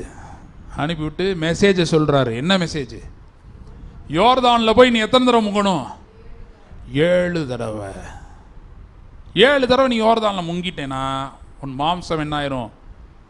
நீ குஷ்டரோகம் நீங்கி நீ என்ன ஆயிடுவ? சுகமாவாய். சரி, இந்த சொல்ல வந்தவன் பேர் என்ன இருக்கு போட்டிருக்கா? அதுவும் இல்லை. இந்த சின்ன பிள்ளை பேரும் இல்லை, சொல்ல வந்தவன் பேரும் இல்லை. இந்த சம்பவத்தில் இந்த மெசேஜ் சொன்னவனுடைய பேரே இல்லை. ஹல்லேலூயா. இந்த குஷ்டரோகம் நீங்கினதுக்கு அந்த செய்தியை கொண்டு வரானே, ஒரு சின்ன பிள்ளை கொண்டு வருது, அடுத்து ஒரு ஆள் கொண்டு வரான். அது ரெண்டுக்குமே பேரே இல்லை. ஏன்னா இதெல்லாம் மறைபொருளாக இருக்கிறது. ஹல்லேலூயா. என்ன மறைபொருளாக இருக்கிறது? இதில் அற்புதம் செய்கிறவர் ஆண்டவராகிய இயேசு கிறிஸ்து மட்டும்தான். ஹல்லேலூயா. இந்த அற்புதம் எப்படி நடக்குதுன்னா, எந்த கிரயமும் நீ செலுத்த வேண்டியதே இல்லை. டாக்டர்கிட்ட போனால் என்ன செலுத்தணும்? காசு கொடுக்கணும், ஃப்ரீயாக பார்க்க மாட்டார். ஆனால் இயேசு இலவசமாய் சுகம் தருகிறவர். கேட்கும்போது இலவசமாக தானே தராரு அப்படின்னு நம்ம நினைக்கிறோம். ஆனால் அவர் இலவசமாக என்னை சுகமாக்குவார் என்று சொல்லும்போது அங்கே நமக்கு என்ன தேவைப்படுகிறது என்றால் விசுவாசம் தேவைப்படுகிறது. ஹல்லேலூயா. கேட்குறது சிம்பிளாக இருக்குது, இலவசமாக தர்றார். இப்போ உங்கள்கிட்ட வந்து இலவசமாக உங்களுக்கு ஒரு வீடு, போயஸ் கார்டன் பக்கத்தில் ஒரு வீடை அரசாங்கம் கொடுக்குது அப்படின்னா என்ன பண்ணுவோம்? இப்போலாம் நம்ம ரொம்ப உஷார், சொன்னவனை பிடிச்சி கட்டி வச்சுருவோம், இவன் ஏதோ ஃப்ராடாக இருப்பான் போலன்னு, இல்லையா? அப்போ ஒரு விஷயம் நம்புவதற்கு அரிதாக இருக்கிறது, நம்பவே அதை முடியாத விஷயம் நடக்குதுன்னு சொல்கிறாங்கன்னா அங்கே தான் என்ன தேவைப்படுகிறது? விசுவாசம். டாக்டர்கிட்ட போகும்போது நமக்கு விசுவாசம் தேவையில்லை, பணம் இருந்தால் போதும். கரெக்டா? பணம் பெருசா விசுவாசம் பெருசா? இப்போ தெரியுதா எது காஸ்ட்லின்னு? இயேசு இலவசமாக தரேன்னு இருக்காரு, ஆனால் இட் டிமாண்ட்ஸ் ஃபெய்த். ஹல்லேலூயா. விசுவாசம் அங்கு தேவைப்படுகிறது. நாகமான்ட்ட இதே எலிசா நாகமான்ட்ட 7 மலை ஏறி இறங்கி 8வது மலைக்கு மேலே உயரமாக ஒரு மரம் இருக்கும், அதில் நீ மட்டும் ஏறணும், கூட யாரும் ஏறக்கூடாது, ஹெல்ப்புக்கு யாரும் இருக்கக்கூடாது. இப்படி கஷ்டப்பட்டு அங்கே ஒரு பழம் இருக்குது, அதை நீ எடுத்து சாப்பிட்டேனா உனக்கு சுகமாயிருன்னு சொல்லியிருந்தா நம்பியிருப்பானா மாட்டானா? உடனடியாக கிளம்பு, நேர ஐயா லொக்கேஷனை போட்டு விடுங்க, கூகுள் மேப் அனுப்புங்க சொல்லி வேலையை என்ன பண்ணியிருப்பான்? கடினமானதை நம்ம ஃபாலோ பண்ணுறோம் நிறையா நேரத்தில். ஏன்னா கடினமானதை கடைபிடிப்பதற்கு விசுவாசம் அவசியம் இல்லை. ஆனால் எளிமையான இலவசமான சுகத்தை பெறுவதற்கு எது அவசியமாக இருக்கிறது? விசுவாசம் அவசியமாக இருக்கிறது. சரி, அதில் என்ன பிரச்சனை, என்ன சிக்கல் அப்படின்னா, இந்த விசுவாசம் பூமியில் எங்கேயுமே கிடைக்காது. இந்த விசுவாசத்தை துவக்குகிறவர் ஒருவர் இருக்கிறார், இந்த விசுவாசத்தை முடிக்கிறவர் ஒருவர் இருக்கிறார். ஹல்லேலூயா. Faith demands time. இதுதான் திருக்குறள் மாதிரி எழுதி வச்சுக்கோங்க. Faith demands time. விசுவாசம் வருவதற்கு நம்முடைய நேரம் முக்கியமாக இருக்கு. 38 வருஷம் ஒரு இடத்துல இருந்தேன். அவனை இயேசு எழுப்ப போகிறாரு. வந்தோடனே போகிற வேலையில் வேகத்தில் அப்படியே ஒரு கையை பிடிச்சி டப்புன்னு, ஏன்னா இது யாருக்கும் தெரியவும் கூடாது. இயேசுடைய கண்டிஷன் பார்த்துக்கோங்க, இது வெளியே யாருக்கும் தெரியவும் கூடாது. அதனால் சுகமாகிட்டு டப்புன்னு நழுவி போயிட்டார் கூட்டத்தோட கூட்டமாக. அப்படி செய்கிறவர் எதுக்கு பேசணும்? பார்த்துட்டு அப்படியே டப்புன்னு தூக்கி விட்டு கடக்கன்னு ஓடி போயிட வேண்டியதான், முடிஞ்சு போச்சு. ஆனால் அவன் கூட என்ன பண்ணுறாரு? பேசுகிறார். ஏன்னா விசுவாசம் வார்த்தையினால தான் வருகிறது. அப்போ ஏன் இயேசுவை போட்டிருக்கு விசுவாசத்தை துவக்கிறவர் முடிக்கிறவர்னா, கிறிஸ்து இயேசுவை பற்றிய வார்த்தைகளை நாம் கேட்கும்போது, ஹல்லேலூயா, கிறிஸ்து இயேசுவை பற்றிய சத்தியங்களை கேட்க கேட்க தான் நமக்குள்ள விசுவாசம் வருகிறது, ஜீவன் வருகிறது. ஹல்லேலூயா. அதுதான் என்ன சொல்லலாம் அப்படின்னா, கிறிஸ்துவின் சத்தியங்கள். ஹல்லேலூயா. கிறிஸ்துவை பற்றிய சத்தியங்கள். இந்த இடத்துல பாருங்க, சொல்றான் 7 தடவை முங்கி எந்திரிச்சா சரியாயிரும். உடனே நம்பினானா? நம்பல. ஏன்? இங்கேதான் காமன் சென்ஸ்னு ஒன்று வருது. நிறைய அற்புதத்திற்கு தடையே என்ன தெரியுமா? இந்த காமன் சென்ஸ் தான். காமன் சென்ஸ் ரொம்ப நல்லது. கடைக்கு போகிறோம், ஏதோ ஒன்று வாங்குகிறோம் அப்படின்னா அவன் சொன்ன ரேட்டுக்கு நம்ம என்ன பண்ண மாட்டோம், வாங்க மாட்டோம். பேரம் பேசி இதெல்லாம் இது இவ்வளோதான் அப்படின்னு சொல்லிட்டு வாங்கிட்டு வரோம். அதெல்லாம் நல்லது. காமன் சென்ஸ் இருக்கணும், நல்லது. ஏமாறாமல் இருக்கணும், அதுக்கெல்லாம் நல்லது. ஆனால் ஆண்டவர்கிட்ட வரும்போது காமன் சென்ஸை கலட்டி வச்சிடணும். ஹல்லேலூயா. ஏன்னா அந்த காமன் சென்ஸ் என்ன பண்ணுன்னா கேள்வி கேட்கும். இது எப்படி ஆகும்? சகரியாட்ட சொன்னான் தூதன், உடனே சொன்னான் இது எப்படி ஆகும். மோசேட்ட சொன்னாரு ஆண்டவர், நீ போ, நான் உன் வாயோடு கூட இருப்பேன், போய் கூட்டிட்டு வான்னாரு. போனானா? என்ன சொல்றேன்? நான் திக்கு வாயும் முடியாதுன்றேன். அதை தான் அப்படி சொல்றேன், எக்ஸ்பிளைன் பண்றேன், விளக்குறேன். ஹல்லேலூயா. இன்னைக்கும் கர்த்தர் ஒரு வார்த்தையை கொடுத்துருப்பாரு, இன்னும் நடந்திருக்காது. உடனே நம்ம என்ன பண்ணுவோம்னா அதை எக்ஸ்பிளைன் பண்ணிக்கிடுவோம் நமக்குள்ளேயே. இதெல்லாம் இருக்குல்ல, ஆமாம், இதுக்கு இவ்வளோ ரூபா தேவைப்படும்ல, அதனால தான் நடக்கலை, அதனால தான் இன்னும் இல்லை அப்படின்னு சொல்லி அந்த காரியத்தை எப்படி செய்கிறதுன்னு நம்ம முயற்சி எடுக்க ஆரம்பித்து விடுவோம். முயற்சி எடுக்கிறது நல்லது தான். ஆண்டவரோடு சேர்ந்து, வார்த்தையோடு சேர்ந்து முயற்சி எடுக்க வேண்டும். இல்லைன்னா வலையை போட்டு போட்டு மீன் வரல. காலையிலையும் போய் வலையை தான் போட்டான், ஆனால் அவருடைய வார்த்தையின்படியே போனான். ஹல்லேலூயா. வார்த்தையின்படியே போய் வலையை போடுகிறேன், போட்டான், மீன் வந்தது. ஹல்லேலூயா. இப்போ இந்த இடத்துல எடுத்தோடனே அவனுக்குள்ள விசுவாசம் வரல. விசுவாசத்துக்கு ஆப்போசிட் என்னது? சந்தேகம், அப்புறம் பயம். இந்த ரெண்டுமே இருக்கும். விசுவாசத்துக்கு ஆப்போசிட்டாக 2 ஏஜென்ட், ஒன்று பயம், இன்னொன்று சந்தேகம். இந்த கர்த்தருடைய வார்த்தையை விசுவாசிக்காத ஒரு மனது, மைண்ட் ஆஃப் அன்பிலீஃப் அப்படின்னு சொல்கிறோம், அந்த ஒரு மனது தான் இந்த நாகமானுக்குள்ளே இருந்தது. இப்போ பாருங்க, கர்த்தர் சொல்லிட்டாரு 7 தடவை, எலிசா மூலமாக சொல்லிட்டாரு 7 தடவை நீ போய் மூழ்கி எழுந்தா உனக்கு என்ன ஆயிரும்? சரி ஆயிரும். இந்த வார்த்தையை வாங்கிட்டானா? வார்த்தை வந்துருச்சா? இப்போ சொல்லுங்க, அற்புதம் எங்கே இருக்கு? யோர்தானில் இருக்கா அல்லது நாகமானுடைய மனதில் இருக்கா? நாகமானுடைய மைண்டில் தான் இருக்கு. ஏன் அப்படின்னா, யோர்தானில் ஒருவேளை அற்புதம் இருக்குன்னு வச்சுக்கோங்களேன், யோர்தானில் 7 தடவை முங்குற எல்லாருக்கும் என்ன ஆகணும்? புரியுதா? முங்குற வேற எவனுக்கா சரியாச்சா? ஆகலை, இவனுக்கு மட்டும்தான் ஆகுது. அப்போ வார்த்தை வந்துருச்சு.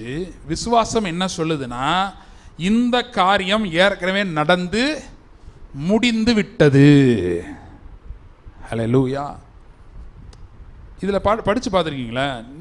சுத்தமாவான் தான் வரும், சுகமாவான்னே இல்லை. ஏன் அப்படி போட்டிருக்கு? நீ சுகமாயிட்ட ஏற்கனவே. யாரால் சுகமான? இயேசுன்னு ஒருத்தர் 2000 வருஷத்துக்கு பிறகு, அந்த டைமுக்கு சொல்கிறேன், நமக்கு 2000 வருஷம் முன்னாடி இந்த சம்பவம் நடந்து 4000 வருஷம் ஆச்சு. அப்போ 2000 வருஷத்துக்கு பிறகு இயேசுன்னு ஒருத்தர் என்ன பண்ண போகிறாரு? வரப்போகிறாரு. அவர் உன்னுடைய பாவங்களை எல்லாம் மன்னித்து உன் நோய்களை எல்லாம் என்ன ஆக போகிறாரு? குணமாக்க போகிறார்.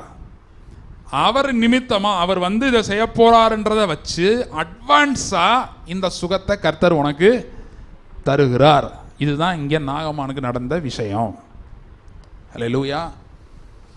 அப்போ இதை அவன் பிலீவ் பண்ணணும். என்ன பிலீவ் பண்ணணும்? இதில் 7 தடவை முங்கி எந்திரிச்சா 7ஆவது தடவை எனக்கு என்ன ஆகும்? சுகமாகும்ன்றதை பிலீவ் பண்ணணும். அவன் நம்பாதபடிக்கு தடைகள் அவன் மனதிலேயே இருக்கிறது. இதை தான் வேதம் என்னன்னு சொல்லுதுன்னா மைண்ட் ஆஃப் த ஃப்ளெஷ். இதுதான் என்ன சொல்லுது? அடுத்து இதெல்லாம் வர போகிறேன். அல்லேலூயா. மைண்ட் ஆஃப் த ஃப்ளெஷ், மாமிச சிந்தை அப்படின்னா என்ன? போன வாரமும் சொன்னேன், நான் கண்டினியூ பண்ணுறேன்.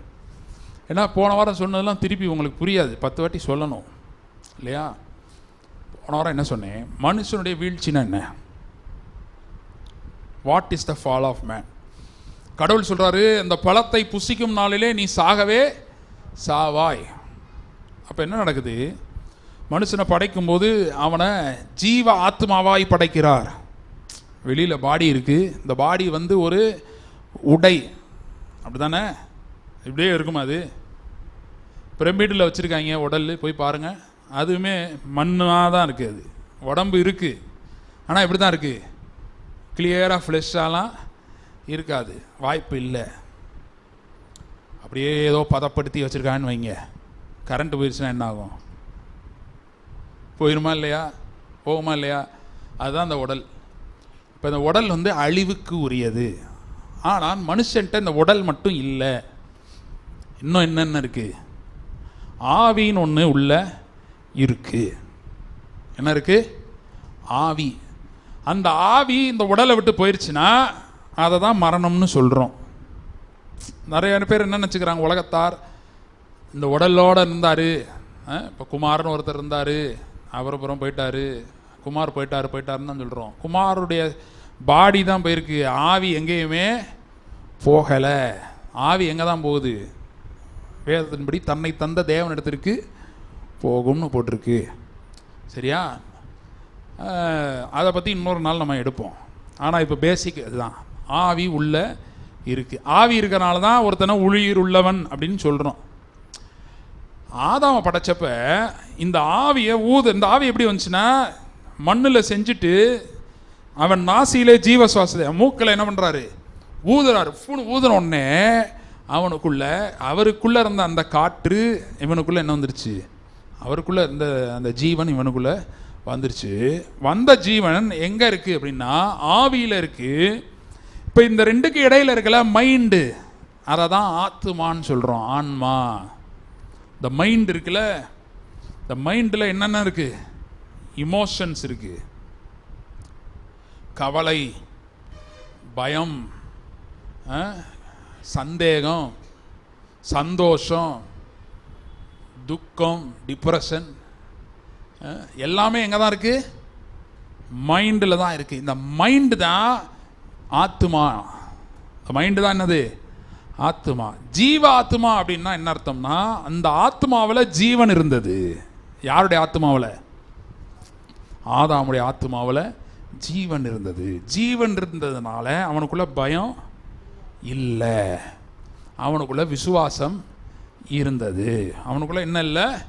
பயம் இல்லை. ஆனால் பாவம் செஞ்ச உடனே இந்த ஆன்மாவில் இருந்த ஜீவன் அந்த ஆன்மாவை விட்டு போய்விட்டது. இன்னொரு வகையில் சொல்லப்போனால் இப்படி ஒரு 3 வட்டம் போட்டுக்கோங்க. சரியா? இதெல்லாம் பேப்பரில் போடுறதுக்கு எனக்கு கொஞ்சம் சோம்பேறித்தனம், வேற ஒன்றும் இல்லை. 3 வட்டம் போட்டுக்கோங்க.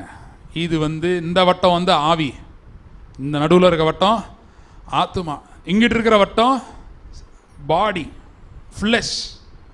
சரியா? இப்போ இந்த மைண்டு, இந்த 3வது வட்டம் இருக்குல்ல, இந்த 3வது வட்டமும் இந்த மைண்டும் வீழ்ச்சிக்கு முன்னாடி ஒன்றாக இருந்தது. இதை தான் மைண்ட் ஆஃப் த ஸ்பிரிட் அப்படின்னு சொல்கிறோம், ஆவியின் சிந்தை. அல்லேலூயா. வீழ்ச்சிக்கு பிறகு இந்த ஆவி தனியாக செப்பரேட்டாக போயிடுச்சு. மைண்டு நடுவில் வந்துச்சு. இந்த பக்கம் என்ன இருக்குது? ஃப்ளஷ். இந்த பக்கம் என்ன இருக்குது? மாம்சம், பாடி. பாடி சொல்லலாம், என்னது? மாம்சம். இந்த நடுவில் இருக்கிற மைண்டு இங்கிட்டு போகலாம், ஆனால் போவதற்குரிய பலன் அதற்கு இல்லை. வீழ்ச்சிக்கு பிறகு அதற்குரிய ஸ்ட்ரென்த் அதுகிட்ட இல்லை. அதனால் இந்த மைண்ட் எங்கே வந்துருச்சுன்னா ஃப்ளெஷ்ஷுக்குள்ளே வந்துருச்சு. எதுக்குள்ளே வந்துருச்சு? ஃப்ளெஷ்ஷுக்குள்ளே வந்துருச்சு. ஸ்பிரிட்டுக்குள்ளே இருந்தால் அதுக்குள்ளே விசுவாசம் ஆட்டோமேட்டிக்காக வரும். ஃப்ளெஷ்ஷுக்குள்ளே வந்துட்டதுனால அந்த மைண்டில் விசுவாசம் என்பது வரமாட்டேங்குது. அதிகபட்சமாக நம்பிக்கை ஊட்டலாம், அவ்வளவுதான். விசுவாசங்கிற ரேஞ்சுக்கு இந்த மைண்டை கொண்டு போகவே முடியலை. அதற்கு தான் இயேசு பூமிக்கு வந்தார். ஹல்லேலூயா. இயேசு வந்த உடனே மட்டும் மைண்டு திருப்பி அப்படியே ஸ்பிரிட்டுக்கு வந்துருச்சுன்னு நினைக்காதீங்க. இல்லை, இயேசு அதற்கான வழியை ஏற்படுத்திட்டார். அதுதான் நற்செய்தி. ஹல்லேலூயா. ஸ்டில் அவர் ரோல் இஸ் தேர். நம்முடைய பங்கு இன்னும் இருக்கிறது. அது என்னன்னு சொல்கிறேன். இப்போ நம்ம எப்படி டெஸ்ட் பண்ணுறது? என் மைண்டு ஸ்பிரிட்டில் இருக்கா ஃப்ளெஷ்ஷில் இருக்கான்னு எப்படி டெஸ்ட் பண்ணுறது? எத்தனை பேருக்கு ஆண்டவர் வாக்குத்தத்தம் கொடுத்துருக்காரு? ஹல்லேலூயா. வாக்குத்தத்தம்னா என்ன? கீழாகாமல் மேலாக, நான் உன்னை ஆசீர்வதிப்பேன், உன்னை பெருக பண்ணுவேன். இதுக்கு பேர் தான் என்னது? வாக்குத்தத்தம். நான் ஆன்லைனில் பார்ப்பாங்க இல்லையா, அவங்களுக்கு புரியாது. ஒரு வாக்குத்தத்தம், வாக்குறுதி, தேர்தல் வாக்குறுதி மாதிரி நினச்சிடக்கூடாது. அப்போ இது வாக்குத்தத்தம் அப்படின்னா கடவுளே என்ன பண்ணியிருக்காரு? சொல்லியிருக்கிறாரு. சும்மா வரதில்லை. வாக்குத்தத்தம் யார் கொடுத்துருக்கா? கடவுளே சொல்லியிருக்காரு. இப்போ எத்தனை பேர் இன்னும் அதெல்லாம் நம்புறீங்க? இல்லை, சூழ்நிலையை பார்த்துட்டு இதெல்லாம் நடக்கிற மாதிரி இல்லைன்னு எத்தனை மைண்டு யோசிக்குதோ அத்தனை மைண்டும் ஃப்ளஷி மைண்டு தான், ஸ்பிரிட்டில் இல்லை. அதற்கு வேதம் என்ன சொல்லுது? மாம்ச சிந்தை. இந்த நாகமாட்டன்னு சொன்னான்ல, 7 தடவை போய் நீ முங்குன, அவன் பார்த்தான். இந்த குஷ்டரோகம் எனக்கு தான் தெரியும் எத்தனை நாளாக இருக்குன்னு, எத்தனை மருந்து எடுத்திருக்கேன்னு எனக்கு தான் தெரியும், எத்தனை டாக்டர் பார்த்துருக்கேன்னு எனக்கு தான் தெரியும். இந்த குஷ்டரோகம் இந்த ஆற்றுல, அழுக்கு பிடிச்ச இந்த ஆற்றுல, யோர்தான்னா அப்படி தான் இருக்குமா, அழுக்காக இருக்குமா. அவங்க ஊரில் இருக்க நதியெலாம் ரொம்ப தூய்மையாக இருக்குமா. அப்படின்னா பர்பார் 2 நதிகள் இருக்குது சீரியா தேசத்தில், அதெல்லாம் தூய்மையான நதிகள். இது வந்து அழுக்கான நதி. அவன் நினச்சான் இந்த குஷ்டரோகம் எந்த மருந்துலேயும் போகாத இந்த குஷ்டரோகம், அவனுடைய எக்ஸ்பீரியன்ஸ் வருது, அனுபவம் வருது. இந்த அனுபவம், இந்த நோய் இந்த ஆற்றுல 7 தடவை மூங்கி எழுந்தோடனே போயிடுமா? டைமை வேஸ்ட் பண்ணிட்டேயா? டைம் என்ன பண்ணிட்டேன்? இவ்வளோ தூரம் வந்து இப்படி ஒருத்தன்ட்ட அறிவுரையை கேட்குறதுக்கு பேசாமல் நான் வீட்டிலையே இருந்திருக்கலாம். மனசில் நினச்சிருப்பேன், அந்த பிள்ளை ஒன்று சொல்லிச்சே, அது இருக்குது, அதுக்கு இருக்கட்டும், வீட்டுக்கு போனோடனே அதை பார்த்துக்குவோம் என்னன்னு அப்படின்னு நினச்சிட்டு இருக்கான். அந்நேரம் வந்து இது என்னது? Mind of the ஸ்பிரிட்டா?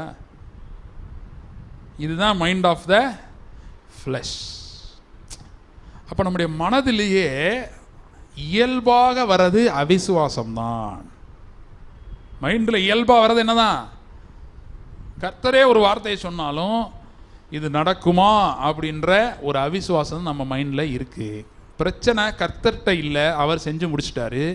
செஞ்சு முடிச்சிட்டேன்னு சொல்கிற வார்த்தையிலையும் இல்லை பிரச்சனை. பிரச்சனை இப்போ எங்கே தான் இருக்குது? பிடிச்சிட்டிங்களா பாயிண்ட்டை? அப்போ ஆப்ரேஷன் எங்கே பண்ணணும்? நம்ம என்ன பண்ணிருக்கோம் தெரியுமா?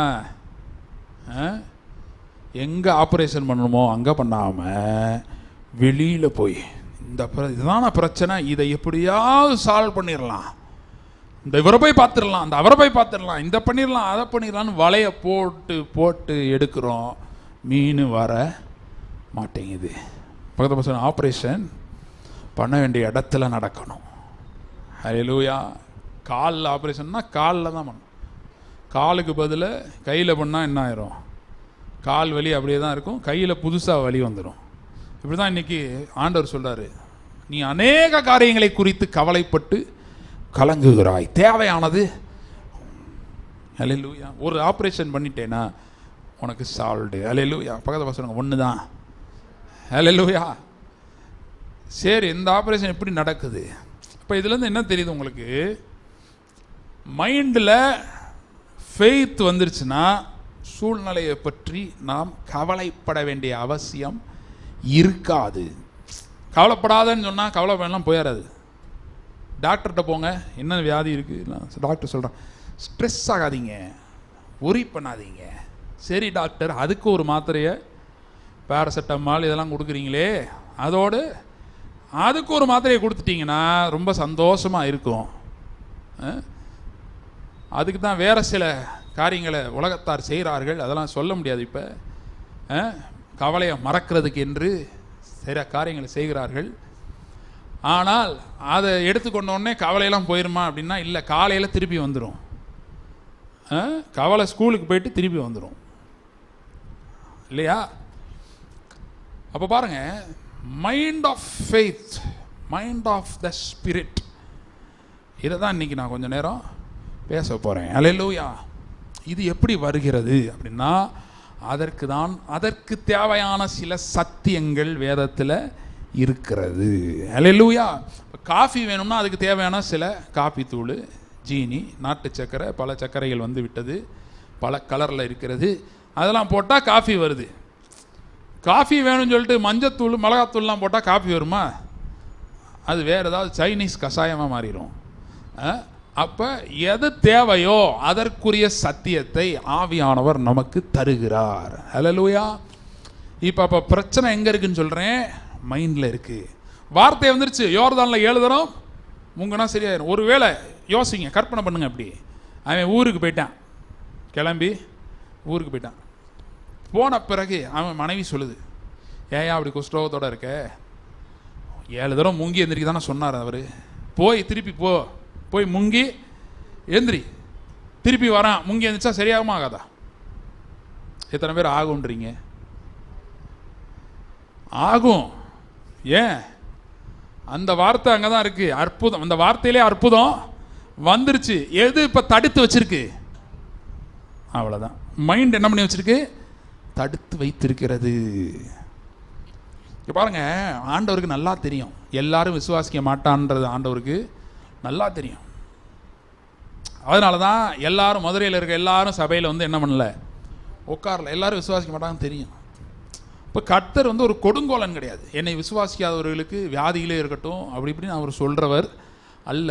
அதற்காக தான் ஆண்டவரை அறியாதவர்களுக்காக மருத்துவமனைகள்லாம் இருக்குது. நாங்களுமே இங்கே அதனால் மருத்துவமனைக்கு போகாதீங்கலாம் யாரையும் என்ன பண்ணுறதில்ல, சொல்கிறதில்ல. ஆனால் என்ன சொல்கிறோம், மருத்துவமனைக்கு போக வேண்டியது வராமல் ஆகும் அப்படின்னு நம்ம என்ன பண்ணுறோம், சொல்கிறோம். ஏன்னா இதில் ஒன்று இது பொய்யா இருக்கணும் இல்லையா, சும்மா டைம் வேஸ்ட் பண்ணக்கூடாது இல்லையா. ஒன்று இது பொய்யா இருக்கணும், இல்லைன்னா நம்ம இதில் இருக்கிறது உண்மையாக இருக்கணும், அந்த உண்மையை நம்ம சரியாக விசுவாசிக்காமல் இருக்கணும். ஆனால் அநேகருக்கு அற்புதம் நடந்திருக்கா இல்லையா? நம்ம சபையிலே அற்புதம். இந்த இப்போ கூட சாட்சி சொன்னாங்க, என்னன்னொன்னே சிஸ்டர் சொல்ல தான் ஞாபகம் வருது. என் மனைவியுமே கால் வலின்னு சொல்லும். நான் பாருங்கள் இனிமேட்டு தான் அந்த எண்ணெய் அப்ளை பண்ண போகிறேன். அல்லேலூயா. சரி பாருங்கள், அப்போ நீ விசுவாசித்தால் தேவனுடைய மகிமையை, அப்படி தான் வேதம் சொல்லுது. அப்போ விசுவாசம் என்று ஒரு வழி இருக்கிறது. அல்லேலூயா. இதில் பணம் தேவையில்லை, ஆனால் இதில் விசுவாசம் தேவை. விசுவாசித்தால் தேவ மகிமையை காண்பாய். இது எல்லாருக்கும் இருக்கா அப்படின்னா விசுவாசிக்கிறவர்களுக்கு இது இருக்கிறது. அல்லேலூயா. அதனால தான் என்ன பண்ணிட முடியாது, நம்ம ஹாஸ்பிட்டல் மாதிரி ஒன்றை போட்டு சமாதான ஜெப கூடாரம் ஹாஸ்பிட்டல்னு போட்டோம்னா எப்படி இருக்கும்? எல்லாருக்கும் சுகம் ஆகாது. விசுவாசிக்கிறவனுக்கு மட்டும்தான் என்ன ஆகும், சுகமாகும். அப்போ என்னையை பிடிச்சி என்ன பண்ணிடுவாங்க, செய்தித்தாள்லாம் வந்துடும் என் ஃபோட்டோ, போலி மருத்துவர்னு வந்துடும் இல்லையா. அதனால தான் நம்ம சர்ச்சுன்னு வச்சுருக்குறோம். அல்லேலூயா. இயேசு பார்த்தீங்கன்னா அவர்கிட்ட வந்த எல்லாரும் என்ன பண்ணார், சுகமாக்கினார். அவராக தேடி போய் சுகமாக்கினது 1-2 பேர் தான். அல்லேலூயா. 1-2 பேர் தான் அவராக தேடி போய் வாலண்டியராக சுகமாக்கினார். அவர்கிட்ட வந்தவங்களை எல்லாரையும் என்ன பண்ணார், ஒருத்தன் விடாமல் எல்லாரையும் சுகமாக்கினார். அல்லேலூயா. இன்னைக்கு செய்தி சுகத்துக்கானதே இல்லை, அல்லேலூயா. இன்னைக்கு செய்தி என்ன, எதுக்கானது? விசுவாசத்துக்கானது, மைண்ட் ஆஃப் ஃபெய்த். அதனால் ஒருவேளை நீங்கள் நல்லா தெம்பாக தான் இருக்கீங்கன்னா எனக்கு செய்தி இல்லையேன்னு நினச்சிடாதீங்க. எனிதிங், எந்த காரியமாக இருந்தாலும் இதே பிரின்சிபிள் தான். அல்லேலூயா. சரி, இதில் பாருங்கள். அப்போ 7 தடவை முங்குனா என்ன ஆயிடுச்சு? சரியாச்சு. இதுதான் வேதத்தினுடைய விளக்கத்திலிருந்து நான் பேச விரும்புகிறேன். வேதம் என்றைக்குமே வியாதின்றதை டைரக்டாக அட்ரஸ் பண்ணாமல் அதற்குரிய ஒரு பேரண்ட்டுன்னு சொல்லலாம், அல்லது வியாதி வருவதற்கான முக்கிய காரணம் என்ன அப்படின்னு ஒன்று இருக்குது. அதை தான் வேதம் அட்ரஸ் பண்ணுது. அது எங்கே இருக்குது அப்படின்னு பார்த்தீங்கன்னா, ரோமருக்கு எழுதின நிருபம். அப்போஸ்தலனாகிய பவுல் ரோமருக்கு எழுதின நிருபம்